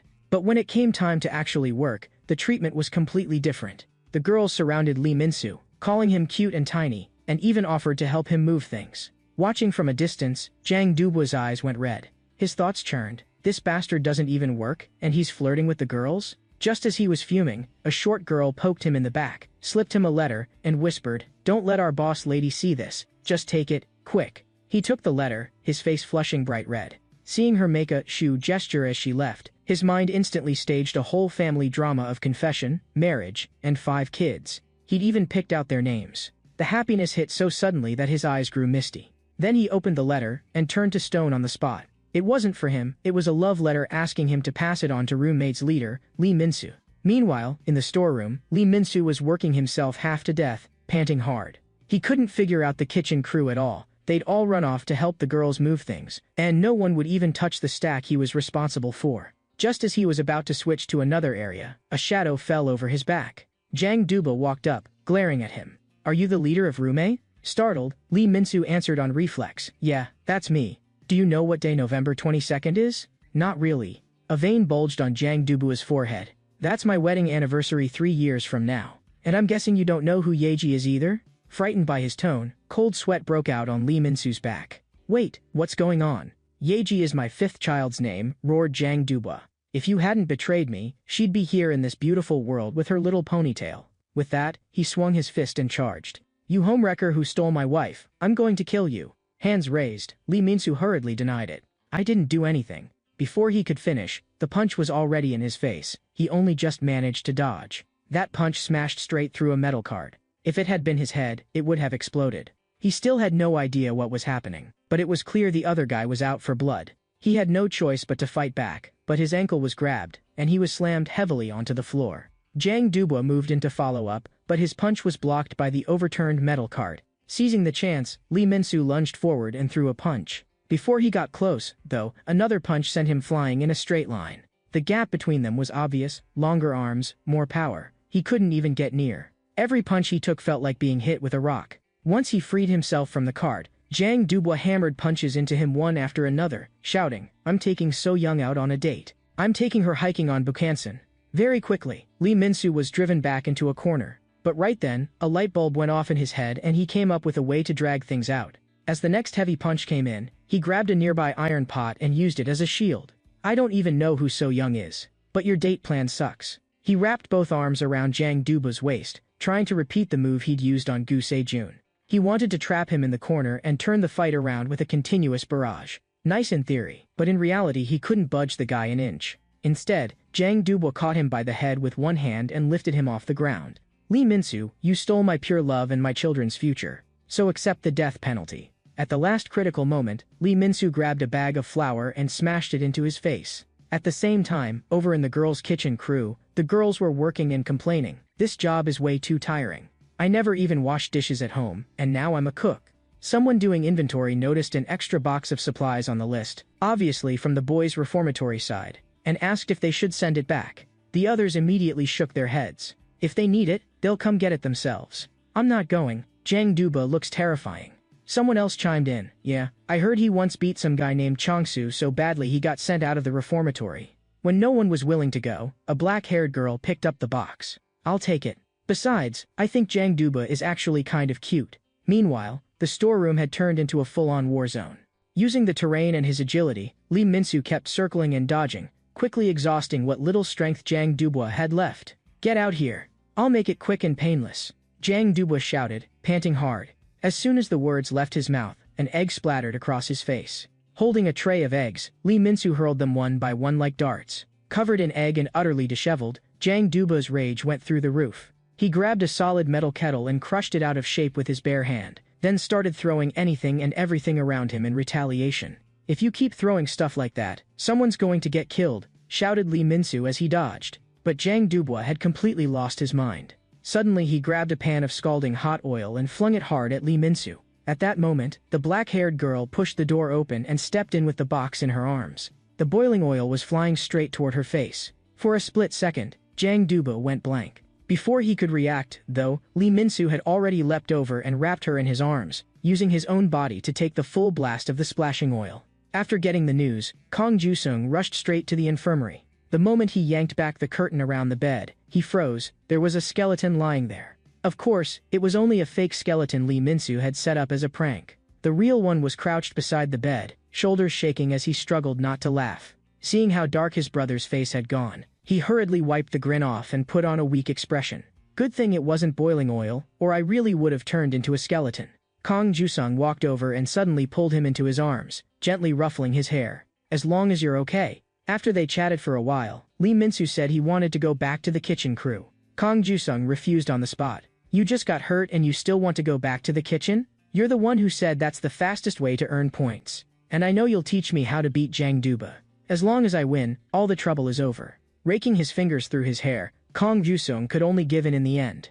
After that, using his authority as a guard, he applied to the director for a special form of corporal punishment. Punishment in name, but actually training for Lee Min-soo. He and Jang Dubu weren't even in the same weight class. To win, he had to build up his strength first. He started by pushing round stones with both feet, then moved on to pushing triangular iron wedges. And finally to the massive cube of stone in front of him. If he could make that boulder move even a fraction, he'd have a chance of beating Jang Dubu.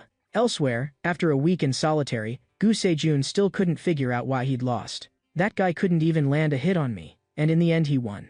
I must have gotten careless. If we fought again, I'd never lose. But the more pressing problem right now was wiping his butt. He was out of toilet paper, the water was shut off, and half a sleeve of his shirt was already torn off. He stared helplessly at the sleeve that remained. If he used it now, what would he wipe with next time? Just then, a wad of toilet paper was tossed into the isolation cell. Stop using random crap. Use toilet paper and wipe properly. From outside the door, Kong Jusung told him to hurry up. He was coming in. When the door opened, the cell was empty. The next second, Gu Sejun appeared behind him and asked coldly, "How do you know my sister?" Before he'd even finished the question, he swung a punch. Kong Jusung casually caught it, and with a smooth lock, pinned him to the floor in an instant. He'd always known the guy was strong, but hadn't expected him to be this ridiculously strong. He shut his eyes, ready to take a beating. But what came wasn't a fist, it was the glow of a phone screen. If you're that curious, ask her yourself. Meanwhile, to defeat Jang Dubu, Lee Min-soo had started his strength training with the giant stone. Even when he was shaking all over and utterly exhausted, he didn't dare stop for even a second. Because he knew very clearly, only when his strength was enough to make the boulder in front of him shift even a single millimeter would he have even the slightest chance of beating Jang Dubu.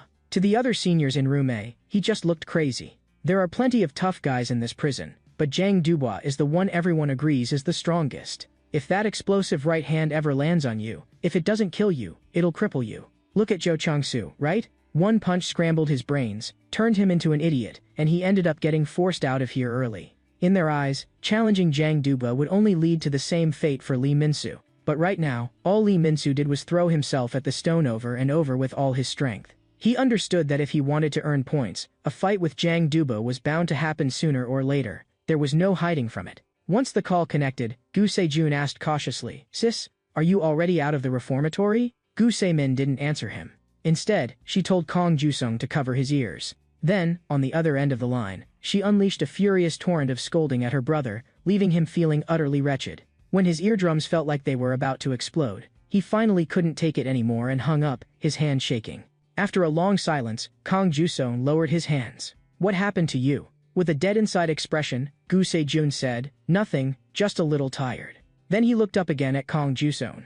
"You're working with my sister, right? You're Lee Min-soo's brother, and you're also the one teaching him how to fight." "That's right. Got a problem with that? Good." Gu Sejun's tone suddenly turned serious. "I'll do what you say. Teach me how to fight too." Time jumps ahead 1 month. Ever since that fight with Lee Min-soo, Jang Dubu has been like a half-wit. Now he burns the food every day and we keep getting punished. At this rate we're all going to get kicked out of the kitchen crew. The door suddenly flew open with a kick. Lee Min-soo walked in. The moment he saw him, the veins on Jang Dubu's forehead bulged, and he snapped out of his lethargy in an instant. "Lee Min-soo, this is all your fault. I'm getting my revenge." But just as he was about to reach him, his steps suddenly slowed. Because Lee Min-soo asked, "Want to know why girls don't like you?" He blurted, "Why?" "Because you're ugly as hell." After a brief silence, the pressure in the storeroom seemed to collapse. The kitchen crew members went pale with fright. "Are you insane? You're still provoking him? We really are going to see blood today." Enraged, Jang Dubu once again chased him all over, smashing everything in sight. Mouth still spitting fire, Lee Min-soo ran in circles like last time, relentlessly draining his stamina. Soon, the brute who only knew how to rely on raw strength was gasping for breath. Realizing he couldn't go on like this, he stepped up onto a table and dove off, swinging his fist down. This time, with a light sidestep, Lee Min-soo let him punch through another cart, and the explosive right hand got jammed against a thick iron pillar. Right after that, he deliberately took a left punch, making the other men think he was still the same easy target. In the instant Jang Dubu relaxed, he clamped both hands tight around his left arm. "I actually used my brain before I swung, you dumb ox." As he spoke, he kicked off the floor and wrenched with one arm, forcing the joint of Jang Dubu's left arm up next to his own head. "You brainless idiot, get ready for your punishment." At the same time, the director was sitting in the cafeteria waiting for his meal. Dressed up as a waiter, Kong Jusung walked over with a tray. "Director, today is a special event day, and I've personally cooked for you. This is a dish made with Alaskan cod." The director's face lit up with delight. He had never expected to eat something so rare in a place like this. Right after, Kong Jusung mixed a special drink for him as well. The director had barely taken a sip when he felt as if he'd drunk top-shelf liquor. Of course, the real highlight still had to be the special showdown happening right in front of him. Right now, with his left arm locked by Lee Min-soo, Jang Duba was still talking tough. So you finally stopped running. But when he finally wrenched his right hand free from the gap in the cart and got ready to counterattack, he realized the truth. His left arm was tightly bound, and his right arm, because of his massive frame and the cramped angle, simply couldn't extend. In short, he was too big, and his own size was being used against him. Not bothering to talk, Lee Min-soo just smashed punches into his face one after another. Taking the blows, Jang Duba asked in confusion as he was hit, "Who taught you this grappling? And you really think that just doing this is enough to beat me?" He tried to break free with brute force, but found that Lee Min-soo's stance and weight distribution were unbelievably solid. He poured in strength to no effect and instead kept eating punches. A month earlier, Kong Jusung had already broken down the method and key points for his brother to defeat Jang Duba. In the previous fight with Gu Sejun, the difference in their weight classes had only been one level. That had allowed Lee Min-soo to force him into a corner and decide the match with a combo. But his opponent now was Jang Duba, whose weight class was 3 full levels above his. Trying to use the same tactic was nearly impossible. More realistically, he had to pray he wouldn't be the one forced into a corner. Closing that kind of weight gap in a short time was pure fantasy. It was just like pushing stones. If you thought of those boulders as Jang Duba, how could you move or even topple them? The answer lay in leverage. In fact, human movement itself is a matter of using all kinds of levers. As long as Lee Min-soo turned himself into the crowbar, using angles and center of gravity as fulcrums, he could lever that boulder named Jang Duba. Right now, Jang Duba was burning with rage inside. No matter how he rammed forward, the skinny kid in front of him didn't budge. All he could do was passively take hit after hit. Watching from the window, Kong Jusung turned to the director. "Director, are you enjoying the show?" The director squinted and commented, "It's interesting enough, but the direction is too predictable. Look at Jang Duba's face, he's totally lost. How could those skinny little arms possibly beat that big lump of meat? Besides, Lee Min-soo's already getting tired. You can't fake the difference in weight." Kong Jusung suggested, "Care to make a bet?" "I'll bet that kid, Lee Min-soo, will win." The director's eyes lit up. "A bet sounds good.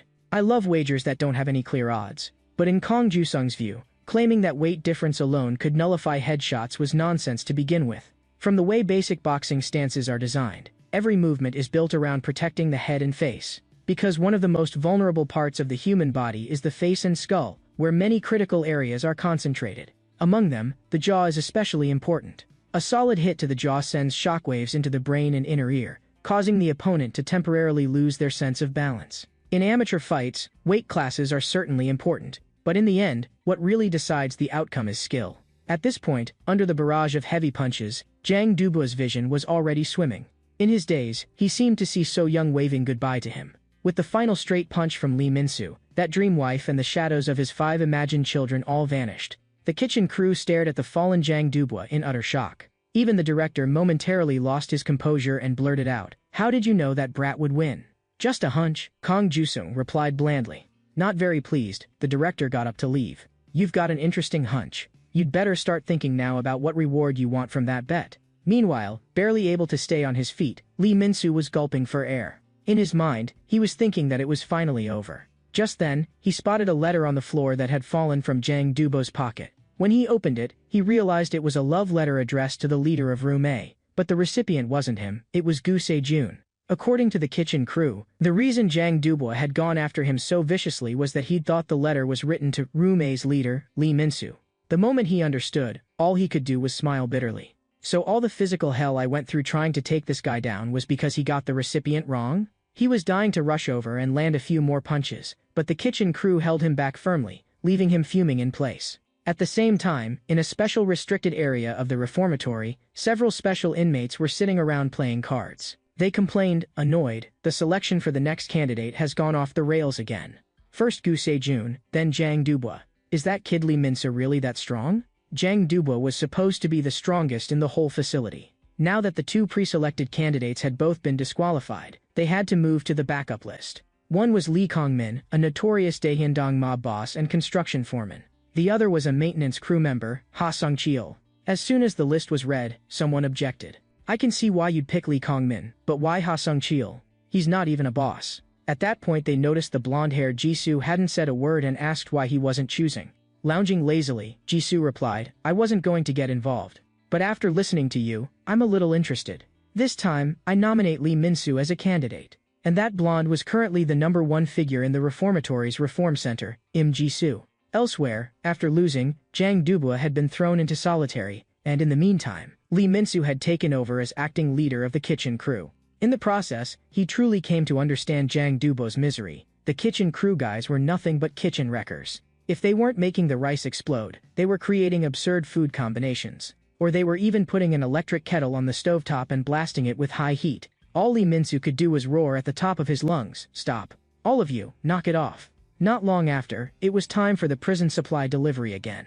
Sarah, the black-haired girl he'd saved before, came looking for him on purpose. A bit embarrassed, she said, "Thanks for last time, for blocking that pan of oil for me." Scratching his head, Lee Min-soo said, "The oil actually wasn't that hot. It was no big deal." Before he could finish, Sarah, face flaming red, shoved a letter at him. Traumatized by the last love letter incident, he instinctively asked, "This isn't for Gu Se-jun, is it?" Blushing even harder, Sarah spun around and bolted, shouting back over her shoulder, "It's for you, idiot." Once she'd run far enough away, he hurriedly checked the addressee, and this time, it really was for Lee Min-soo. Right then, in his mind's eye, he was already watching a family of 4 strolling happily in the sunshine. A lifelong single, his face instantly turned as red as a ripe apple. In truth, Farah's feelings for him weren't just because he'd shielded her from the oil. She'd noticed him even earlier, on the day she went for a walk in the yard after eating and happened to see the duel between Lee Min-soo and Gu Se-jun. The courage and sense of responsibility that burst out of that frail-looking boy, and those eyes wild like a honey badger's, completely captivated her. From then on, she'd constantly worried about how he was doing. Today, with her big sisters helping her dress up and hyping her up, she finally mustered the courage to confess. She hoped that the next time they met, she would hear his answer. Back in the room, clutching the love letter, Lee Min-soo grinned like an idiot for a long time. When the seniors heard about it, they were all indignant. "Traitor. We've been here way longer than you and not one of us has gotten a girlfriend. You're this happy just because you got a letter?" Lee Min-soo didn't deny it. "I really am happy. Up till now, the only letters I've ever gotten were from my mom. Or that love letter that was meant for Gu Se-jun but got sent to the wrong guy." As he spoke, he even invited everyone to gather around and read the letter with him. On the other side, Kong Ju-sung went to the warden's office. "Sergeant Kong reporting. I heard you wanted to see me." The warden looked him up and down. "You've been transferred here for about 3 months now, right?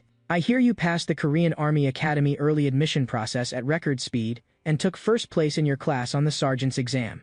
Someone like you actually willing to come work in a place like this reformatory. Well, I really ought to thank my own luck." With a respectful expression, Kong Ju-sung pledged his loyalty. "I'll work even harder for you and for the country, warden." He knew that only by earning the warden's trust would he have a chance to help his brother rack up more points. But then the warden shifted the topic. "You know, I caught something interesting on the surveillance recently. You and that boy named Lee Min-soo seem a little too close. What exactly is your relationship?" If he wanted to get his brother out of the reformatory, Kong Ju-sung had to hide their real connection. He was adopted, after all, on paper nothing tied them together. Hearing the question, he couldn't help suspecting that the warden had already noticed something. In any case, he absolutely couldn't let their relationship be exposed and had to come up with a plausible excuse. But the warden's next words actually made him relax. "You're teacher and student, right? I saw you teaching him how to fight. That's why you dared bet with me, because you knew your student would win. I have to say, you're not only smart, you can fight pretty well too." Going with the flow, Kong Ju-sung explained, "It was Lee Min-soo who said he wanted to get stronger and begged me again and again, so I reluctantly agreed to teach him." The warden warned him coldly, "Don't get too close to that trash." Kong Ju-sung quickly agreed and then left, using the excuse that he needed to prepare for an outdoor volunteer activity. Once he was gone, the warden picked up the phone. He had no intention of letting it go at that. As long as this kid was that unusual, it was worth digging into his background. In the isolation cell, Gu Se-jun finally let out a breath of relief. From the sound of his sister's voice on the phone that day, she must have gotten out of the reformatory. In another isolation cell, however, Jang Dubwa was curled up, trembling all over, eyes brimming with tears. He was still hung up on that love letter with the wrong addressee, feeling it was all far too unfair and entirely Lee Min-soo's fault. Just then, the cell door opened. Kong Ju-sung stepped in and said calmly, "What happened to you isn't Min-soo's fault." Choking back tears, Jang Dubwa shot back, "What do you know? He stole my wife and kids. My life is ruined." But in that letter, when she wrote "Roommate boss," she didn't mean him. She meant Gu Se-jun. The instant the words landed, Jang Dubwa's expression flipped. He yelled, "Lee Min-soo, I'm sorry. I blamed you for nothing. Gu Se-jun, you bastard, you're dead." Unable to help himself, Kong Ju-seon cut in, "Calm down. You're jumping to conclusions." As he spoke, he took out his phone and pulled up a photo. When Jang Dubois saw the image clearly, he gnashed his teeth. That's the kitchen goddess, Gu Se-min. Why is she standing next to that piece of trash Se-jun, posing like they're a couple? Once more, he swore to carve Gu Se-jun up into 1,000 pieces. Now he's stealing my goddess too? After hearing that they were siblings, his expression grew complicated. So that means Gu Se-jun is my little brother-in-law? From the other isolation cell, where he'd already heard the commotion, Gu Se-jun immediately roared back, "You pig, who's your brother-in-law?" So the two of them started a shouting match from opposite ends of the narrow corridor. One side yelled that he needed to think about his future nieces and nephews. The other spewed curses with a sky-high B-word count. Watching them scream at each other with such enthusiasm, Kong Ju-seon finally let out a breath. That's that wrapped up. From here on out, all Min-soo has to do is keep racking up points. Aside from that, there was something else he had to keep digging into, the dark secret the warden was going to great lengths to hide. And that special restricted zone he couldn't enter was likely the key. Just as expected, before he'd thought about it for more than a few seconds, he saw several guards carrying a juvenile offender out of the restricted area. What bothered him even more was the man inside wearing a red prison uniform. Meanwhile, in the showers, Lee Min-soo was staring at a sliver of soap worn down to nothing. This is even smaller than last time. How am I supposed to wash with this? Someone passed him a bottle of shampoo from the side. They actually have this stuff in prison? He took it and turned his head.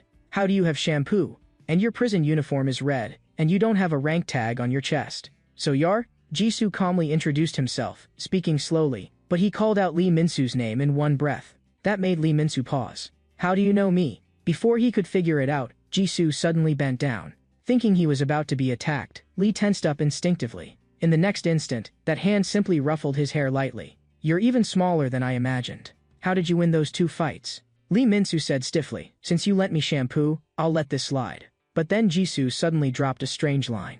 This time I came looking for you.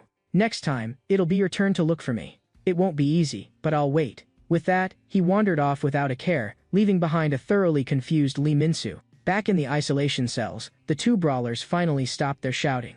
Jang Dubois asked, "You could have beaten Lee Min-soo. Why did you let him win?" Gu Se-jun shot back, "And what exactly did you do to lose to him?" He explained that he'd been careless that day, and the kid had been very well prepared. Jang Dubois admitted, "At first I just wanted to toy with him a little, and then realized I'd walked straight into the trap he'd set. But after those 2 fights, they must have noticed Lee Min-soo by now." Jang Dubois nodded. "Yeah, they even got people in the kitchen to stir things up between me and Min-soo. Maybe they're planning to hand the candidate spot to Lee Min-soo instead of me." At that, Gu Se-jun suddenly snorted. "Don't make me laugh. I'll prove I'm the real candidate. I'll climb to the top and pay them back 100-fold for the humiliation they gave me." 15 days later, Lee Min-soo had gradually blended in with the kitchen crew. Just as he was about to dig into his noodles, the kitchen crew members all stared past him with strange expressions. Puzzled, he realized that Jang Dubois had silently taken up position behind him, hands raised high as if he were about to attack from behind, and the next second, he suddenly dropped to his knees. "I'm sorry, Lee Min-soo. I got the wrong guy and tormented you all that time. And now that bastard is my brother-in-law, so I can't even help you get revenge." Reaching out a hand, Lee Min-soo pulled him up. "It's fine, I accept your apology. Come on, sit and have some ramen." Moved to tears on the spot by this gesture, Jang Dubois started crying in earnest. The rest of the kitchen crew joined in, shouting, "It's all in the past." Then someone else blurted out, "And now Lee Min-soo's gotten another love letter from a girl." At that, the emotion vanished from Jang Dubois' face in an instant, twisting into a snarl. "You bastard, Lee Min-soo, now you've got your eye on my second wife too?" Right there in the storeroom, they put on another wild chase scene, but this time it was just for fun. Grinning from ear to ear, Lee Min-soo was thinking that tomorrow was the day he would write back to Sarah. But the next day, he couldn't smile at all. He'd been assigned to join a volunteer job. Rolling on the floor, he protested, "I don't want to do any stupid volunteer work. I want to see Sarah and give her letter back to her." The seniors tried to calm him down. But this is the only way right now to get a big pile of points. Just then, another crew of volunteer kids walked in. With mocking smirks, they taunted, "You guys want to be my underlings? I can hook you up with cushy work at fried chicken joints and stuff." Everyone from room A snapped back in unison. "What the hell are you talking about?" One of the fat kids grabbed Lee Min-soo by the collar. "So you the one who beat Gu Se-jun and Jang Dubois? Look at you, you're weak as hell." Just as it looked like things were about to explode, a guard rushed in to stop them. The moment they saw the guard, Everyone lined up in 2 neat rows, playing the obedient student. The shifty-eyed boss on the other side was the first to speak up and tattle. "Guard, we've been behaving ourselves. They're the ones who stirred things up." Bald Senior Wang Hyuk was about to argue, when a heavy punch crashed into his face. The guard said coldly, "I've had a problem with your face for a while. With a face like that, of course you're going to cause trouble." Stunned, Lee Min-soo immediately realized. This guard was clearly on the other group's side. All Wang Hyuk could do was beg for mercy. Thankfully, Kong Ju-sung arrived in time and stopped the guard from hitting him again. "That's enough. We're about to head out." Seeing it was a colleague, the guard smiled and said, "The kids were about to start a fight, and I lost my temper for a second, hit a bit too hard." Then he took his team and boarded the bus first. Concerned, Kong Ju-sung asked Wang Hyuk, "Can you still manage to go do the volunteer work?" Wang Hyuk shook his head, then nodded. "Yeah." Then, looking at his brother's back, Kong Ju-sung said sharply, "You were about to attack a guard just now, weren't you?" Glancing back with an innocent smile, Lee Min-soo said, "How could you think that?" Once they were on the bus, he asked Moon Hyun-jun, "Do you smell something weird?" When he turned, he saw someone in the back row had stuck his reeking bare feet into his space. He immediately warned, "Get your feet out of here." Their boss said lazily, "If you don't like it, fight my guys. Even if Gu Se-jun showed up, he couldn't handle us." Before he could finish, Gu Se-jun stepped onto the bus. Without saying a word, he simply stood there and swept his gaze over them. The loudmouth boss's pupils blew wide, and his lackey scrambled to pull their feet back. Even Lee Min-soo hadn't expected that today would be the day Gu Se-jun was released from solitary. He cursed inwardly, "Great. This volunteer trip is going to be nothing but troublemakers, one after another." Very soon, the bus arrived at the nursing home. The director, together with several aunties, greeted them at the entrance. Kong Du-sung went up politely and shook hands. "We hope this volunteer activity can bring some positive changes to the kids from the reformatory." Another guard held up a camera, saying he would record the whole process. The aunties brought out drinks to treat these juvenile offenders. After just one sip, they couldn't help exclaiming, "It's been so long since we had cola. This is the taste of freedom." Today, the volunteer work they had to do was taking care of the elderly in the nursing home. Looking at a room full of white-haired seniors, they grumbled as they worked. Just then, a senior inmate suddenly pointed ahead. "Wait, isn't that a young woman over there?" Following the voice, when Gu Se-jun saw who it was, he crushed the paper cup in his hand on the spot. It was his older sister, Gu Se-min. "What the hell? Why is my sister here?" Their first assigned task was to wash the senior's feet, with the nearby guard in charge of photographing the entire process for the record. After finishing washing one elderly grandpa's feet, Lee Min-soo wiped his forehead and let out a breath. He heard someone beside him call for the next person, asking him to help. He assumed it was another elderly person and agreed without thinking. "Joking," he said. "This grandpa must have been through a lot. His feet have a ton of calluses too." He was just about to look up and ask, "Feeling a bit better now?" when he froze. That was no grandpa at all, but the boss of Room C, Oh Tae-sung. Oh Tae-sung plopped his wet foot right onto Lee's face. "Dry it. How about you just follow me from now on and be my professional foot wiper?" The humiliation made Lee Min-soo's fury shoot straight to the top. He nearly exploded on the spot, but Moon Hyun-jun clung to him with all his strength. "Hold it in, the guard's filming over there." Oh Tae-sung and his underlings kept up their sneering from the side. "This kid's just a hot-headed punk. Looks like Gu Se-jun and Jang Dubois aren't that great either." Grinding his teeth, Lee Min-soo could only force his anger down.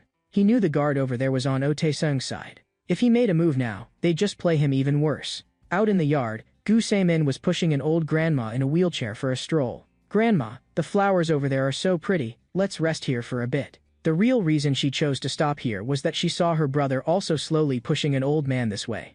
"Everyone else is busy helping out, and you're slacking?" she teased. Keeping a straight face, Gu Se-jun said he sincerely wanted to spend more time with the seniors. "After all, you got thrown into the reformatory for beating up that perverted old man." She didn't hide anything. "Yeah, we did the wrong thing back then. We should have reported him for sexual harassment, but instead we handled it in the dumbest way. And besides, not all elderly people are like that." Leaning back in her chair, she gazed up at the sky. "Someday, we'll grow old too. What kind of people do you think we'll become then?" Gu Se-jun frowned. "What are you really trying to say?" She pushed the wheelchair away, leaving him just one line. "When you're old, what kind of person do you want to be? Think about it, Se-jun." Lunchtime arrived. Each boy carried a tray to feed the seniors. Just after helping a grandma with a few bites, Lee Min-soo heard someone nearby start to cry. He looked up. Oh Tae-sung was sitting across from an old grandma, stuffing his own face and even using the food to toy with her. What is he doing? Unable to hold back, Lee shouted to stop him. The words had barely left his mouth when a splash of soup came pouring down over his head. Oh Taesong's lackeys laughed smugly. Oops, our bad, it was an accident. He was about to charge over, but Moon Hyun-jun and Wang Hyuk grabbed him and held tight. A nearby guard immediately walked over. Lee Min-soo, trying to stir up trouble again? They're the ones who dumped soup on my head. He didn't even finish before being cut off. They said it was an accident. The guard, of course, was on Oh Taesong's side. Swallowing his frustration, Lee could only hold it in again. Oh Taesong's underlings grew even more brazen. We used to be afraid of a block people, but they're nothing special after all. Leisurely, Oh Taesong began to explain his creed. I don't care what block you're from. In my eyes, money is king. In the reformatory, ranks are based on the severity of your crime. But in the end, the more serious the crime, the tougher you usually are. But we're in C block as fraudsters. We might not be the best at fighting, but we don't need to fight at all. Just look at the news. Yukseon Group Chairman Moon Hasik released on bail due to deteriorating health. If you have money, bodyguards, cops, even the law itself will protect you. We don't have power, so we'll just buy power. Fraudsters are the last people who will ever be short on money. In his eyes, as long as you held onto the cash, you could control the A-block thugs who lived off their fists. His lackeys, fired up by his words, became even more unrestrained. Soon, they were assigned to bait the seniors. But instead of working, Oh Taesong's boys just smoked and fooled around in the bathroom. They ignored the old man shivering under the scalding water. Just then, Wang Hyuk, who had just finished cleaning the toilets, headed to the bathroom to tidy up. The moment he pushed the door open, he saw the whole scene. He dropped his mop on the spot and stepped in front of the elderly man.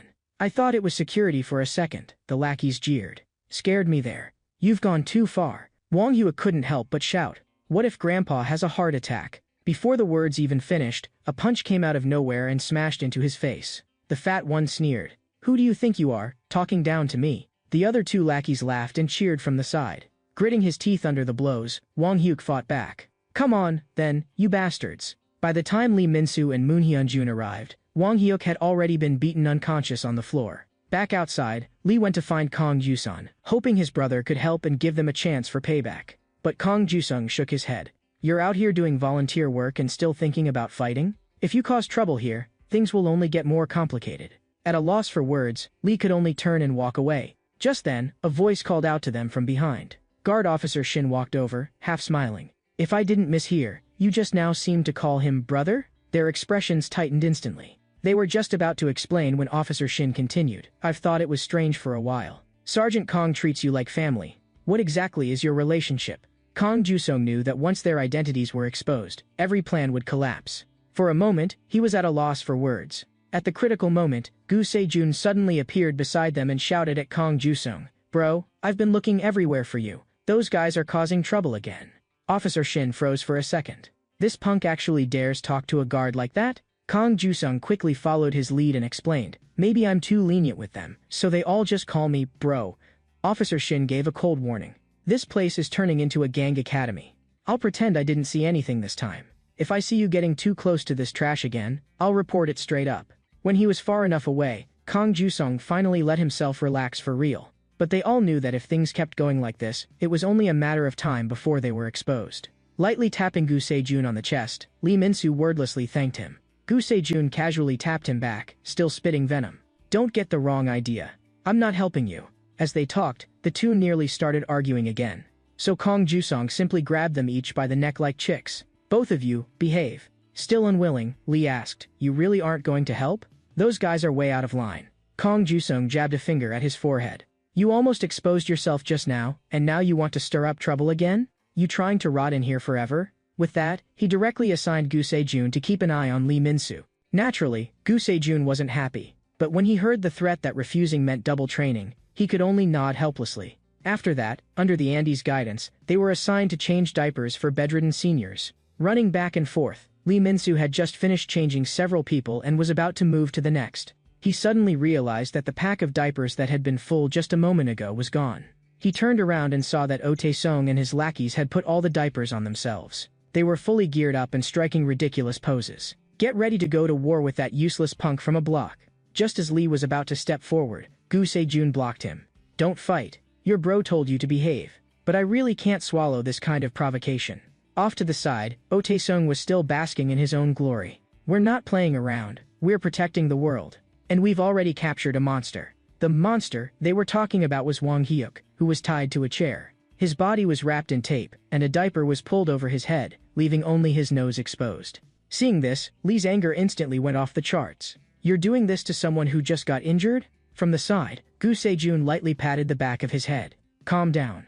Don't stop me, or we'll fight first." "Fight? I'm fine with that. But look who's over there." He pointed to the side. Oh Tae-sung was reporting to Guard Officer Shin that Lee and the others had been provoking them non-stop. With a stern face, Officer Shin walked toward them. "Didn't I warn you not to cause trouble? One more incident and you're going back for special training." To avoid dragging his brother down, Lee Min-soo could only swallow his rage yet again. In the afternoon, Oh Tae-sung's lackeys went outside to smoke. The fat one grumbled, "How long do we have to keep being that guy's underlings? Every time he starts spouting off, I just want to go up and deck him." Their leader, Park Tae-ho, waved his hand. "Relax. We're only cozying up to the C block guys for now so we can live more comfortably. When the chance comes, we'll climb higher." His real target was that area only true powerhouses could enter, the place where the men in red prison uniforms were. Rumor had it they were picking the next candidate, and there was already a hot favorite here. Someone cut in from the side. "But didn't Gu Sejun already lose to Lee Min-soo?" Park Tae-ho snorted. "That's probably just a rumor. One look at Lee Min-soo and you can tell he's a weakling." He'd already decided to seriously injure Gu Sejun and prove his strength to the men in red. On Lee Min-soo's side, he had also figured it out. For now he had to endure. Even if it was to settle internal room problems, he couldn't drag his brother into it. Just as he was thinking about how to get around them, the two boys coming straight at him deliberately tripped him. They pointed at him on the ground and burst into loud laughter. "You bastards, I'm killing you today." Just as he was about to explode, someone else stepped in to smother the fire. Gu Sejun walked over with a handkerchief. "Good thing you seem okay. You can take a beating just like your brother. You don't even cry at this level." Curious, he asked why she knew his brother. She wiped his face as she smiled.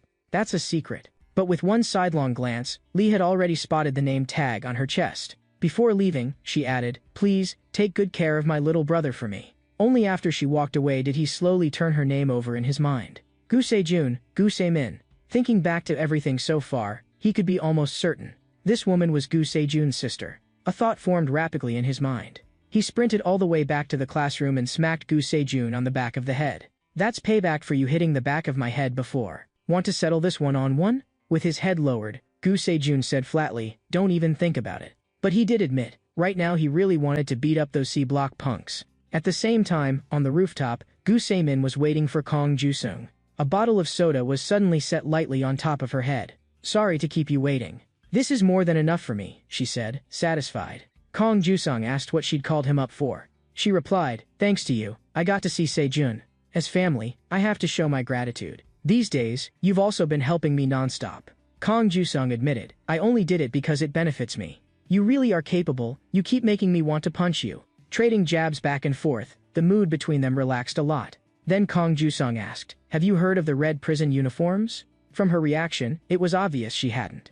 The other guards either dodged the question or clam up completely. Digging up any useful intel is even harder than I expected. He checked the time. "I have to get back. Who knows what kind of trouble my brother will stir up next." "Don't worry," Gu Sejmin said. "I've already asked Sejun specifically to keep an eye on Min-soo. I saw with my own eyes how he held back when someone picked a fight. That kid is pretty impressive." Kong Ju-sung chuckled. "Of course, he takes after me. Even when he's being disobedient, he knows what he's supposed to do, and he does it well."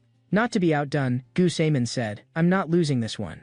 I had Sejun watch Min-soo because Sejun is reliable. My brother is dependable and manly, after all." Going back and forth like that, they took turns bragging about how great their little brothers were. Neither of them knew that, at that very moment, their two perfect, younger brothers were downstairs, fighting with blood boiling.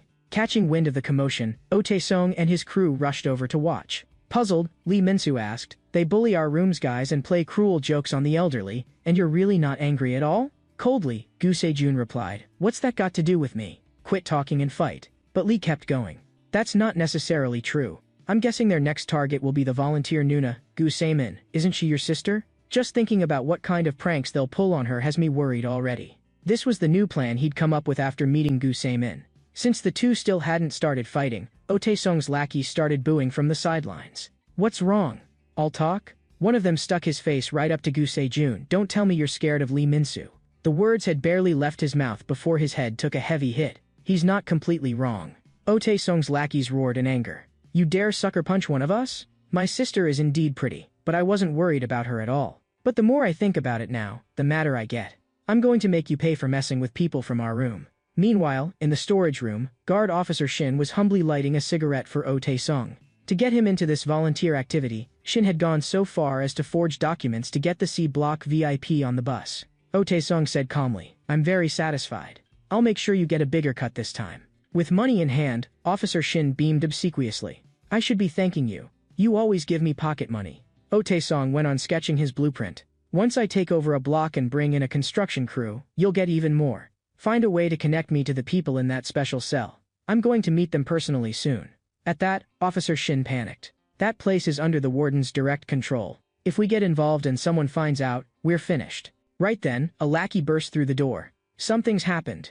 Gu Sejun is beating up our guys." Furious, Officer Shin snapped, "Didn't I already say no fighting?" But Oh Tae-sung stopped him. "Don't rush in yet. I've been wanting to teach those losers a lesson anyway." "Right, Park Tae-ho?" Led by the lackey, a whole group headed toward the battleground. All of this was seen by Gu Se-min, who was hiding around a corner. Elsewhere, Lee Min-soo was hyped up, cheering for the fight on sight. Since Kong Ju-sung had told Gu Se-jun to keep an eye on him, he decided to use that to his advantage. He would use Gu Se-jun to help him take care of his enemies. Bruised and battered, the three C-block punks realized they had to work together. Just imagining his sister getting dragged into their pranks made Gu Se-jun hit harder and harder. This time, the three of them coordinated. One attacked head-on. One drew aggro. The heavy hitter, the fat one, stood up front to maximize damage. Seeing things had progressed far enough, Lee Min-soo finally chose to jump in. "I wasn't planning to throw any punches, but since you all so sincerely invited me." "I never said anything," Gu Se-jun shot back coldly. Before long, they had actually forced Gu Se-jun back against a wall, and the fat one's fist came crashing in. But tricks like that no longer worked on him now. Training under Kong Ju-sung really did make him stronger. Watching, Lee thought to himself, "But I'm the same. I'm not going to be that soft pushover anyone can squeeze anymore. Stay out of my way. Just don't drag me down." "That's it? You almost lost to these clowns?" "I didn't lose, you mama's boy. You creep of a siscon, and you're calling me names? You want to fight me or what?" Without even noticing, they had already beaten all their opponents to the ground. Yet they themselves kept bickering, on the verge of starting another fight between the two of them. Just then, Park Tae-ho suddenly appeared and sent Lee Min-soo flying with one kick. "I heard you used to be a candidate?" He stared at Gu Se-jun. "Fight me. One-on-one. Who the hell do you think you are?" Taking a kick, Park Tae-ho acted like it didn't hurt at all. He even smiled.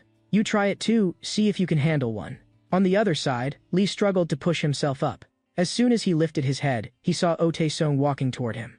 "Boss of Room A, I've got a final offer for you. Hand over your entire block to me. Once I put on a red prison uniform, I won't treat you badly." Red prison uniform? That guy who lent me shampoo? The thought flickered in his mind, but he still refused. "Get lost. You dare bully the seniors here and the people from our room. There's no way I'm looking the other way." A black bag suddenly dropped over his head. Before he could react, a kick slammed into his face. Looking down from above, Oh Tae-sung drawled, "Listen carefully, while I'm still willing to talk this out.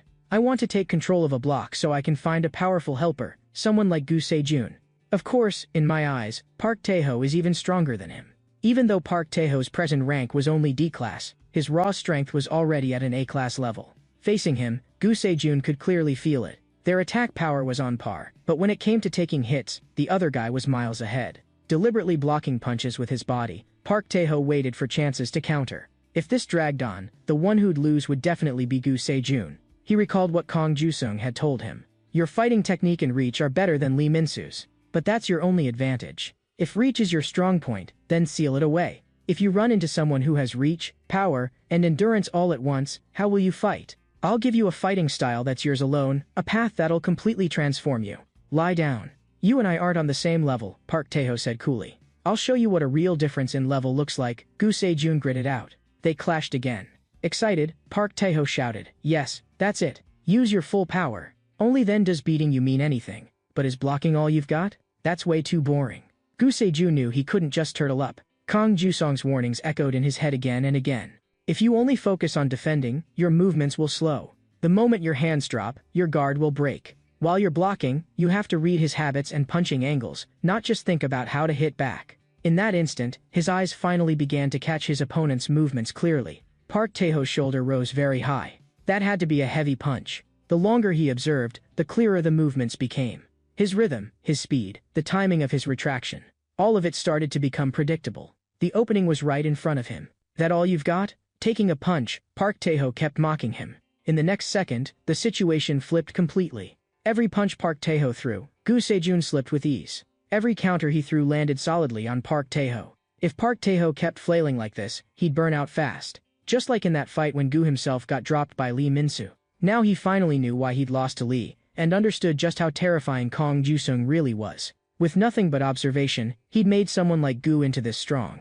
Soon, Park Tae-ho was on the floor. But there wasn't much excitement on Gu's face. A guy like this had already pushed him this hard. If he wanted to catch up to Jisoo, he still had a long road ahead. He looked around, puzzled. Where's Lee Min-soo? Following his line of sight, he saw Oh Tae-sung palming someone with a black bag over his head.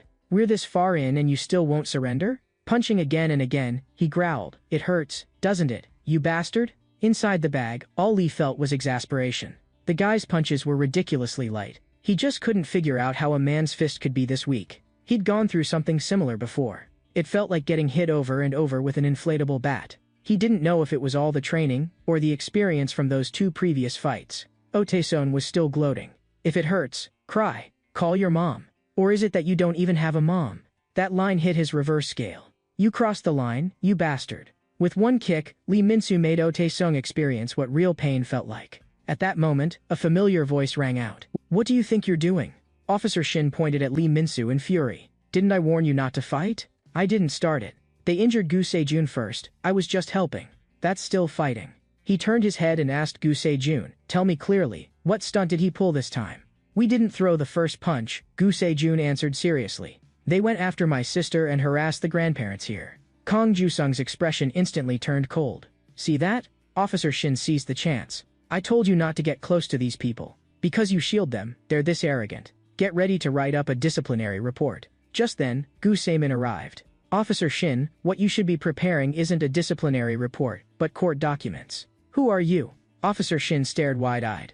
Unhurried, she took out her phone and opened an audio and video file. On it was the entire process of Oh Tae-sung bribing him in the storage room and having him forge documents. In an instant, Officer Shin's face turned pale. You took bribes and forged official documents. Her tone was calm, but every word struck home. Officer Shin suddenly lunged, trying to snatch her phone. Kang Ju-sung stepped forward, and with a single move pinned him to the ground.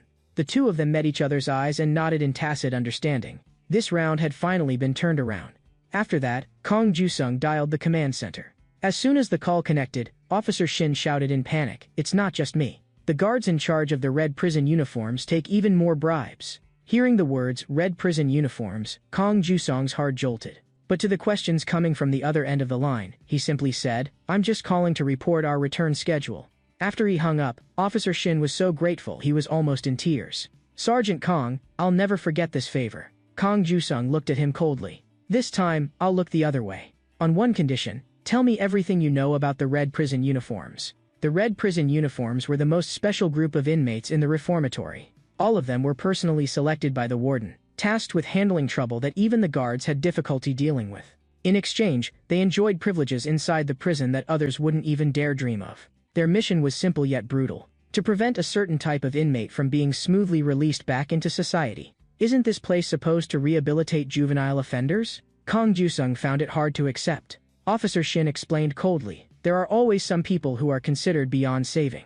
Sending them back into society unchanged would cause political scandal. Put simply, the job of the red uniform inmates is to make sure people like that don't walk out so easily. Then doesn't that make the point system and rehabilitation reviews a joke? You're still too naive. Officer Shin shot back. Have you ever actually seen anyone leave this reformatory properly? That's what the red prison uniforms are for. They specifically cripple those kids whose points are almost full and who are just about to get out. To put it bluntly, walking out of here easily? Not happening. A week after returning from the volunteer activity, Lee Min-soo was only 50 points away from the total needed to apply for release. The prison guards were still violent as ever, and the fights between kids never stopped. Maybe because he and Sejun had given them such a harsh beating, the boys from C-Room no longer came looking for trouble with them. At this point, there was only one thing really weighing on him. Before the next supply day, he had to give Sarah an answer about that love letter. That day, he was supposed to come clean the storage room with Kang Ju-sung. But when he arrived, he found the storage room was already spotless. Gu Sejun was off to the side, putting in extra training reps. Isn't this place already cleaned? Why'd you bring me here? Lee Min-soo asked, confused. Before he finished speaking, Kang Gyu-sung had already snapped handcuffs onto his wrists. Stand there and don't move. He picked up a tennis ball from a nearby box full of them. He'd come up with a training method. From now on, both your hands are restrained. I'm going to keep throwing tennis balls at you. Your only job is to dodge. And each tennis ball would be faster than the last. He barely managed to avoid the first one. The second ball sped up instantly and smacked his scalp numb. This was exactly what he lacked most. An instinctive reaction to sudden changes and crises. What instinct? I already beat Gu Sejun and Jang Dubois. Doesn't that mean I don't need more training? You call that a fair and square win? Kang Ju-sung shot back. The way you three fight is way too one-dimensional. You just happen to exploit their weak spots. If Gu Sejun had been prepared in advance, there's no way you'd have won. And if you hadn't trained your leg strength, how would you have managed to kick Jang Dubois at all? Now, Gu Sejun was also learning basic combat under Kang Ju-sung. He wanted his little brother to get systematic training too. Even though I hate fighting, this place is just too dangerous. Ever since Officer Shin had told him the truth about the red prison uniforms, Kang Ju-sung knew that if he wanted his brother to safely leave this hell, he had to become stronger. Meanwhile, Lee Kong-min, the leader of the construction team, was in secret talks with C2 Block's boss, Oh Tae-sung. Oh Tae-sung believed, this reformatory is no different from the outside world. As long as you have money, you can buy juvenile delinquents and bribe the guards. If we throw enough cash at it, we can band together and fight that special group, the Red Prison Uniforms. He offered a tempting condition. If Lee Kong-min agreed to join, he'd give him 20% of the profits, about 4,000 won net each month. He even promised he could help pull strings for a red uniform slot. But Lee Kong-min's answer left Oh Tae-sung momentarily stunned. No matter how perfect a plan looks, working under a weakling will only ruin my reputation. Oh Tae-sung snapped his fingers. Then I'll give you a little more time to think. Why do you think I asked to meet you alone, with no guards or lackeys around? With a crisp snap, and Cheol-do from C2, Jang Sang-hyen from D3, Park Tae-ho from D1, and So Sung-jian from C6 stepped out from the shadows, surrounding Lee Kong-min. Well? Oh Tae-sung asked with a grin. Feel like changing your mind now? Taking off his glasses, Lee Kong-min said slowly, not bad. Using money to buy muscle isn't a bad idea. But you really think 4 people are enough? By this time, Lee Min-soo had gradually adapted to the tennis ball training. His dodges had become clean and sharp, with no wasted movement at all. And he'd never learned any of this systematically before. On that alone, his talent could already be called top tier. Seeing that the first phase of training had reached its ceiling, Kang Ju-sung decisively switched to phase 2. This time, the tennis balls were no longer simple straight-line attacks. He began controlling the angle and where they landed, bouncing them off the floor to hit again. At the same time, he increased the throwing rate. Now, Lee not only had to dodge balls from the front, he also had to stay wary of shots rebounding in from his blind spot behind him. Attacks aimed at blind spots like that weren't something even pros could necessarily handle. His goal in the second phase was to stack a huge amount of experience in handling multi-angle attacks for his brother, and build instinctive dodging reactions. I get all that, but why do you have to tie up my hands? Your hands can be used for offense or defense, Kang Ju-sung explained. They only come into play when you really can't dodge or block any other way. On the other side, in the same warehouse, Gu Se-jun was drenched in sweat. In a short time he had shown progress far beyond expectations, but the road ahead was still long. Every time Kang Ju-sung showed up, it was only to point the way. What truly made them stronger, from beginning to end, was never anyone else, but their own determination. The training he'd arranged this time would be hellishly brutal. If they got through it, their potential would be fully unleashed. If they couldn't, they'd be stuck at the word potential forever. And silently, he wondered to himself, once this hell training ended, which of them would end up going farther? Meanwhile, Officer Shin quietly opened the door to the private meeting room. What was supposed to be the surround and crush setup planned by Oh Tae-sung had already turned into a slaughterhouse. The 4 bosses of each block had all been taken out. Only Oh Tae-sung remained, begging the just-arrived Officer Shin for help. But he didn't know that Officer Shin and Lee Kong-min had long since been grasshoppers tied to the same rope. From the start, this meeting had been a trap they'd set together, with only one goal: to squeeze the safe combination for Oh Tae-sung's external stash out of him. Using the location provided by Officer Shin, Lee Kong-min's people had already seized that hideout. Inside was roughly 200 million won in cash. According to their prior agreement, Officer Shin could take 10% of that. It'll be in your account by the end of today, Lee Kong-min said. On one condition, you pass on a message to the special organization and tell them I want to meet. The next day, when Lee Min-soo went to the kitchen as usual, he was stopped. You can't work here anymore. Scratching his head, Jang Dubois looked embarrassed. Standing beside him, Officer Shin added, there are too many people in the kitchen crew now. we have to cut some. The construction team just happens to have an opening. Want to give it a try? It'll suit you. Looking at the form, Lee hesitated. Switching places without talking to my brother? What if this messes up our original plan? But under Officer Shin's urging, and since this was the only way to rack up points quickly for now, he ultimately nodded and agreed. Watching the back of the boy he liked walking away, Jang Dubois silently prayed. He hoped he'd be safe and sound. He had a vague feeling that getting dropped from the kitchen crew and transferred to construction was all part of someone's prearranged plan. Before long, Lee Min-soo arrived at the construction site where the team was based. Seeing the place full of big, burly men, he froze. These guys are really high schoolers like me? I just hope the foreman here isn't another Jang Dubois. At that moment, Foreman Lee Kongmin walked over to him. Looking gentle and scholarly, he even reminded his boys, "Don't make faces like that. You'll scare off the friend who came to help." Considerately, he handed him a pair of gloves. "I'm Lee Kongmin, the construction team leader. If you work barehanded here, you'll get hurt." He ordered his men, it's Lee Min-soo's first time around machines. Help him out and let him get used to things. Then he smiled at Lee. "If you ever have questions, just come find me." Lee instantly felt a huge weight lift from his chest. Looks like transferring to construction was the right move. This leader is gentle, polite, actually looks out for me, nothing like that rough Jang Dubois.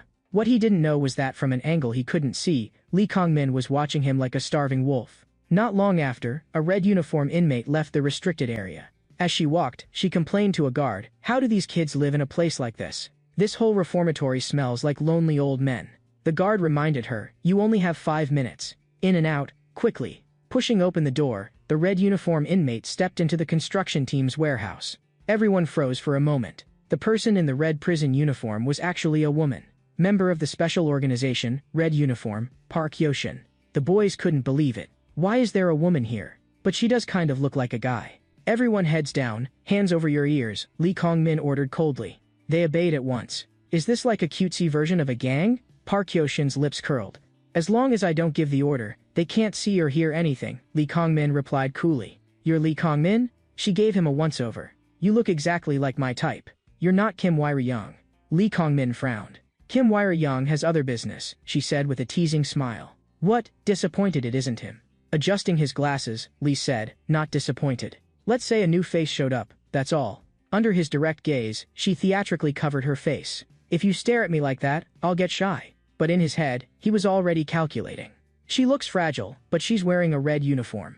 Interesting. What are you doing in this dump? She held up 3 fingers. The number of candidates is back to 3. Still 3? He blinked.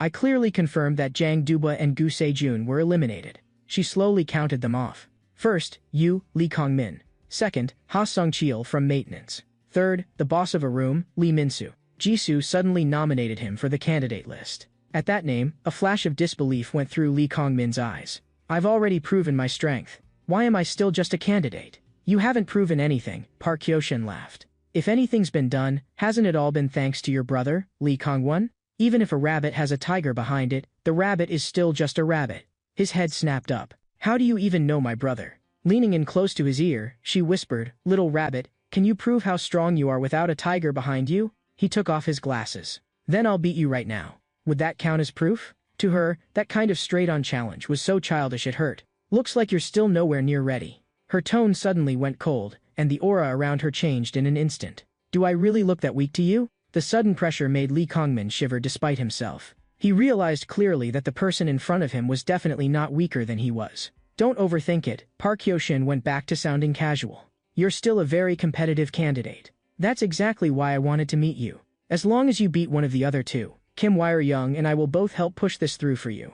Only when the door closed did his taut nerves slowly relax. Was I really that tense just now? But the key point was that now he only needed to take down one of the two, and one of them just happened to be in his construction team. He glanced over at Lee Min-soo working on the other side. With that thin frame, he hardly looked like someone who could have beaten Jang Dubois and Gu Se-jun. Let's test him first. He tipped his chin, giving his boys a look. In high spirits, busy with his work, Lee suddenly saw a hammer flying straight at his face. He reflexively jerked his head aside and barely dodged it. Sorry, I didn't mean it, the boy apologized at once. Shifting to another spot, he then got tripped by a cable, pitching forward, right toward a board covered in a dense forest of nails. He stopped just a centimeter short of having a nail go through his eye. Sorry, pure accident, another kid said, hand raised. With 2 coincidences in a row, even the dullest person would sense something was wrong. Was that really an accident, or on purpose? If it's on purpose, what are they trying to do? Before he could think it through, several boys had already closed in. They pinned him in front of a table saw and forced his hand toward the high-speed spinning blade. At that moment, the saw teeth were only micrometers from his palm. Someone yanked the main switch, and the whole warehouse went dark. When the lights came back on, the boys from a moment ago were all on the ground, out of commission. It wasn't me, Lee said with an innocent face. But seeing the crowd slowly gathering, he understood too. This had been aimed at him from the very beginning.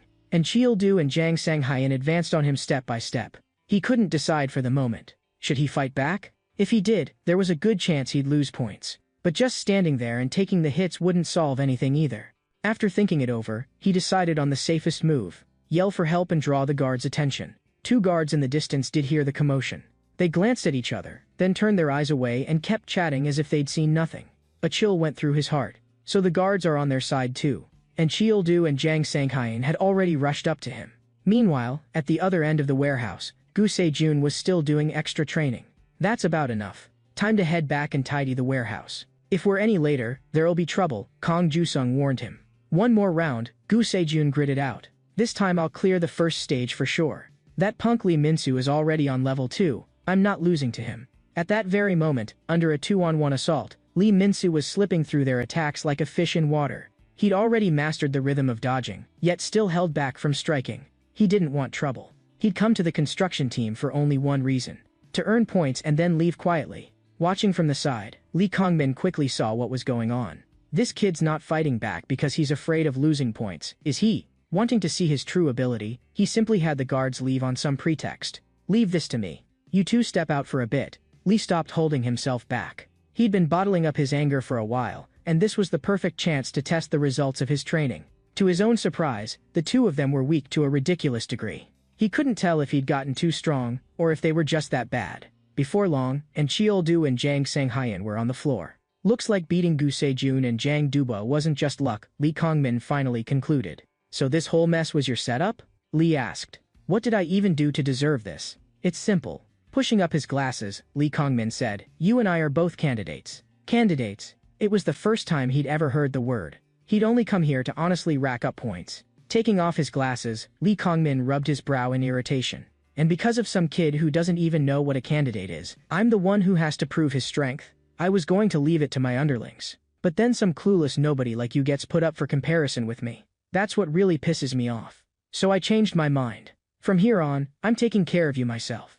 If you want to fight, just say so. What's the point of going in circles? Spreading his hands, Lee raised both middle fingers. Come on then, you bastard. The war between two candidates exploded in an instant. Only when they actually crossed fists did he realize. His opponent's speed was on a completely different level from those two earlier. Just barely dodging was hard enough. His attacks tracked him like a predator locked onto prey. They closed in step by step, leaving no room to breathe.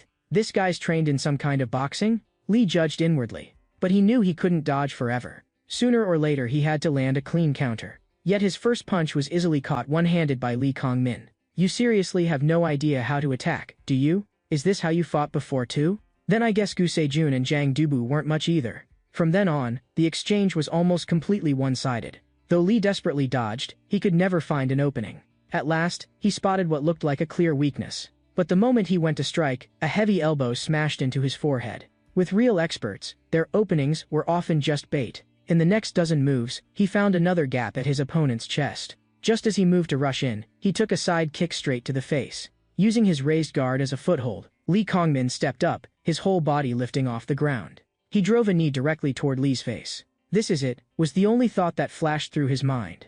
Then a hand appeared in front of him, firmly blocking the incoming knee. Arriving at the last possible second, Kang Ju-sung grabbed and held Lee Kong-min's leg. That's enough, his voice was icy. If you keep going, I'll throw both of you into solitary. A jolt ran through Lee Kong-min. He hadn't noticed at all when the man had entered. And judging by the uniform, he wasn't even a construction team guard. Any objections? Kang Ju-sung's gaze was like a blade. And where were the other guards? Did they deliberately clear the place so you could have a brawl? The two guards hurriedly changed their tune. We stepped out for a smoke and didn't see anything. Then Kang Ju-sung took Lee Min-soo and walked out of the warehouse. Left behind, Lee Kong-min cursed inwardly. Damn it, I was that close. Next time, you won't be so lucky. In the infirmary, Kang Ju-sung gave his brother a quick checkup. You're not chewing me out?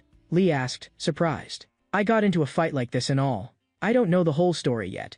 Kong Jusung asked. Why did you end up in the construction team? They said the kitchen had to cut people. The only way left to earn points was construction. But if there was one thing Kong knew, it was that he'd never ordered staff cuts in the kitchen.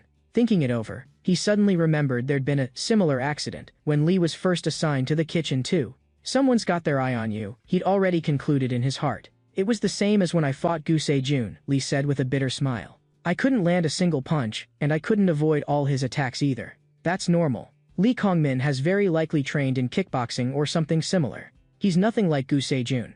A guy like that can't be taken down with tricks or schemes. You only beat him by getting stronger for real. So he decided to start his brother on phase 3 of training.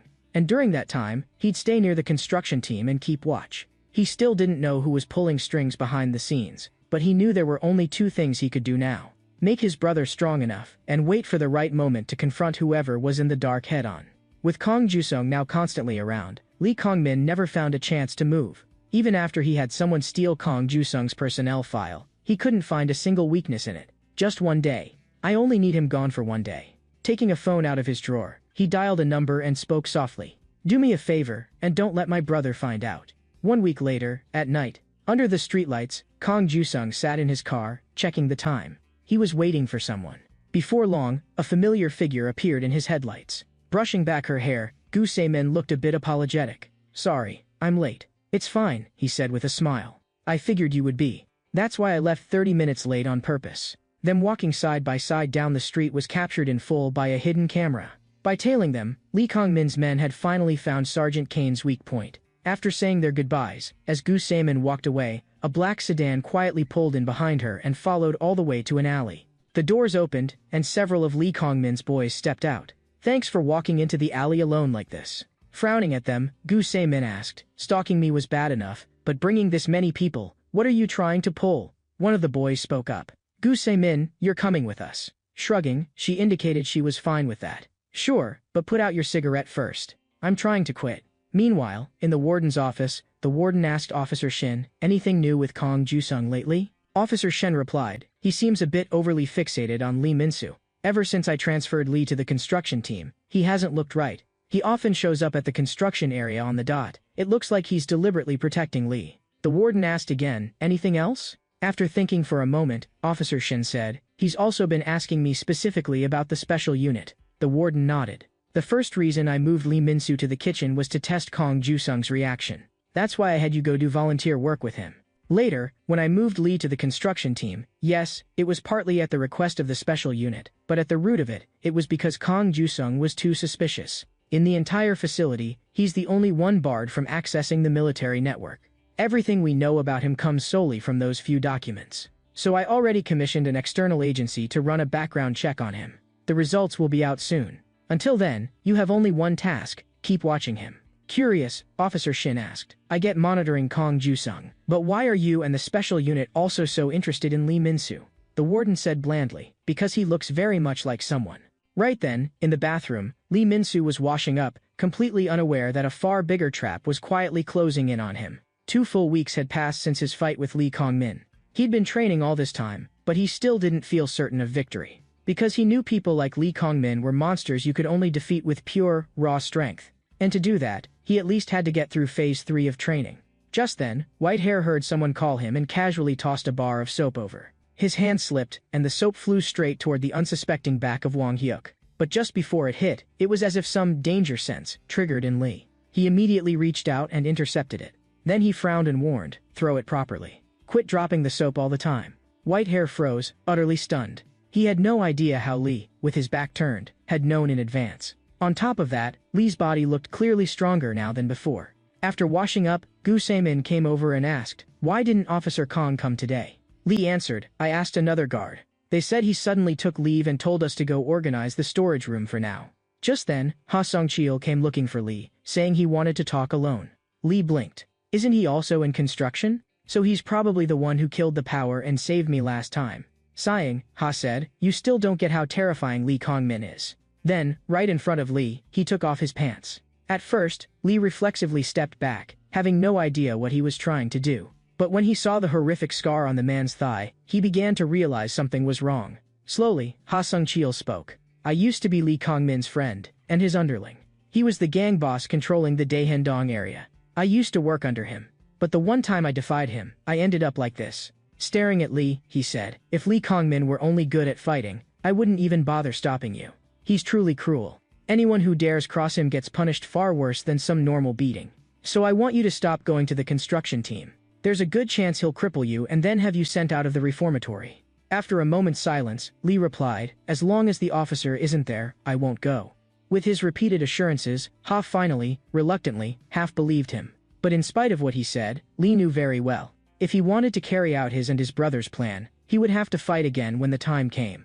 At the same time, elsewhere, Lee Kong-min was on the phone, checking in with his boys. He ordered, once you've brought her to the hideout, contact Kong Ju-sung immediately. All you need to do is make sure he can't make it back to the reformatory today. One of the boys asked, and after that, what do we do with the girl? Lee answered carelessly, do whatever you want. At that, the boys got excited. So we get to party again tonight. Tied up in the back seat, Gu Se-min's face clearly darkened when she heard that. This was completely different from what she'd expected. From that phone call alone, she could tell these men worked for someone in the reformatory named Lee Kong-min. And the only reason they'd grabbed her was to buy time by keeping Kong Ju-sung occupied. In reality, they'd already noticed someone tailing them since the day before. At the time, Kong had said, their target is either you or me. They could be the hidden dark force inside the reformatory, the real culprits who framed Lee Min-soo, or have something to do with the red uniform inmates. Gu had already staled herself to act as bait, but what worried Kong more was that she might actually be the target. Even so, she'd only shoved her motorcycle keys into his hand. If they're after me, you'll come save me in time, right? Now, a motorcycle was glued to the black sedan's taillights, refusing to let it go. At the same time, inside the reformatory, Ha Sung-cheol also approached Lee Kong-min. He got straight to the point. Stop going after Lee Min-soo. I don't know why you've singled him out, but he really is just a kid trying to earn points. Expression calm, Lee said, and why should I listen to you? Gritting his teeth, Ha said, because I'm in the construction team too, but I'm not the underling you used to boss around. This time I'm asking you as your childhood friend. Back in elementary school, the two of them had been best friends. But after they graduated, Lee started taking over his brother's business, while Ha went to school and took care of his sick mother. As their lives drifted in completely different directions, they lost contact entirely. In high school, Ha got a license and began doing food deliveries. The owner of one restaurant, after hearing about his family situation, kindly lent him a motorcycle. With that bike, Ha could both deliver food and pay for his mother's medical bills. One day, he got an order sending him to an abandoned factory. That place was a gang hangout, and part of Lee Kong-min's turf. That was how they reunited in that gloomy factory. Lee asked him, want to make money the easy way? It's simple. Put a few cockroaches in the orders, then spam bad reviews under their listing. When they can't do business anymore and want the reviews deleted, they'll have to cough up the cash. Naive and inexperienced, Hao got pulled into the scheme. He earned the first decent money of his life and even felt secretly relieved. If I keep this up a bit longer, I'll have enough for mom's hospital bills. But before long, the restaurant owner they'd blackmailed suddenly died. Only then did Ha learn that the kind uncle who'd lent him that motorcycle was their victim. He realized he was the one who'd personally driven that uncle to his death. Crushed by guilt, he finally decided to confront Lee. He wanted them to turn themselves in together. But as soon as he said it, Lee grabbed him by the throat. If I wanted to turn myself in, I never would have gotten into this in the first place. I gave you a way to make money and now you're telling me to go confess? You know what I hate most? Traitors. With that, he picked up a sharp metal pen and drove it hard into Ha's thigh. Say crap like that again and I'll kill you. At that moment, the real mastermind, Lee Kong-won, arrived at the factory. He was the actual boss of the operation. He told his little brother, the game's up. The police will be here soon. You could have covered this before, but now there are too many victims, and someone's dead. Looking at Ha on the floor, Lee Kong-min said, perfect. We'll pin it all on him. But Kong-won shook his head. This isn't something we fix by throwing away one underling. So he decided that underage Lee Kong-min would also share responsibility. After that, the two of them were sent to the reformatory together. That was the last time we really talked, Ha said. Today is the first time we faced each other properly since. Scratching his head, Lee replied, looks like you came about Lee Min-soo, but I actually had something similar in mind. I was going to ask you out to talk about him myself. After all, I've blocked Kong Ju-sung, but I have no direct way to contact Lee. Frowning, Ha asked, what are you getting at? The next second, he was slammed down onto the desk by Lee's boys. You know why I took on this pain-in-the-neck job as construction foreman? Because in the construction team, if someone gets hurt or crippled, nobody asks questions. And what I'm doing today is cutting off one of your fingers as a congratulatory gift for Lee Minsu. Meanwhile, Lee's boys had also reached the hideout, and just as instructed, they sent a message to Kong Jusung, ordering him to come here alone before midnight. What they didn't know was that Kong Jusung had already arrived.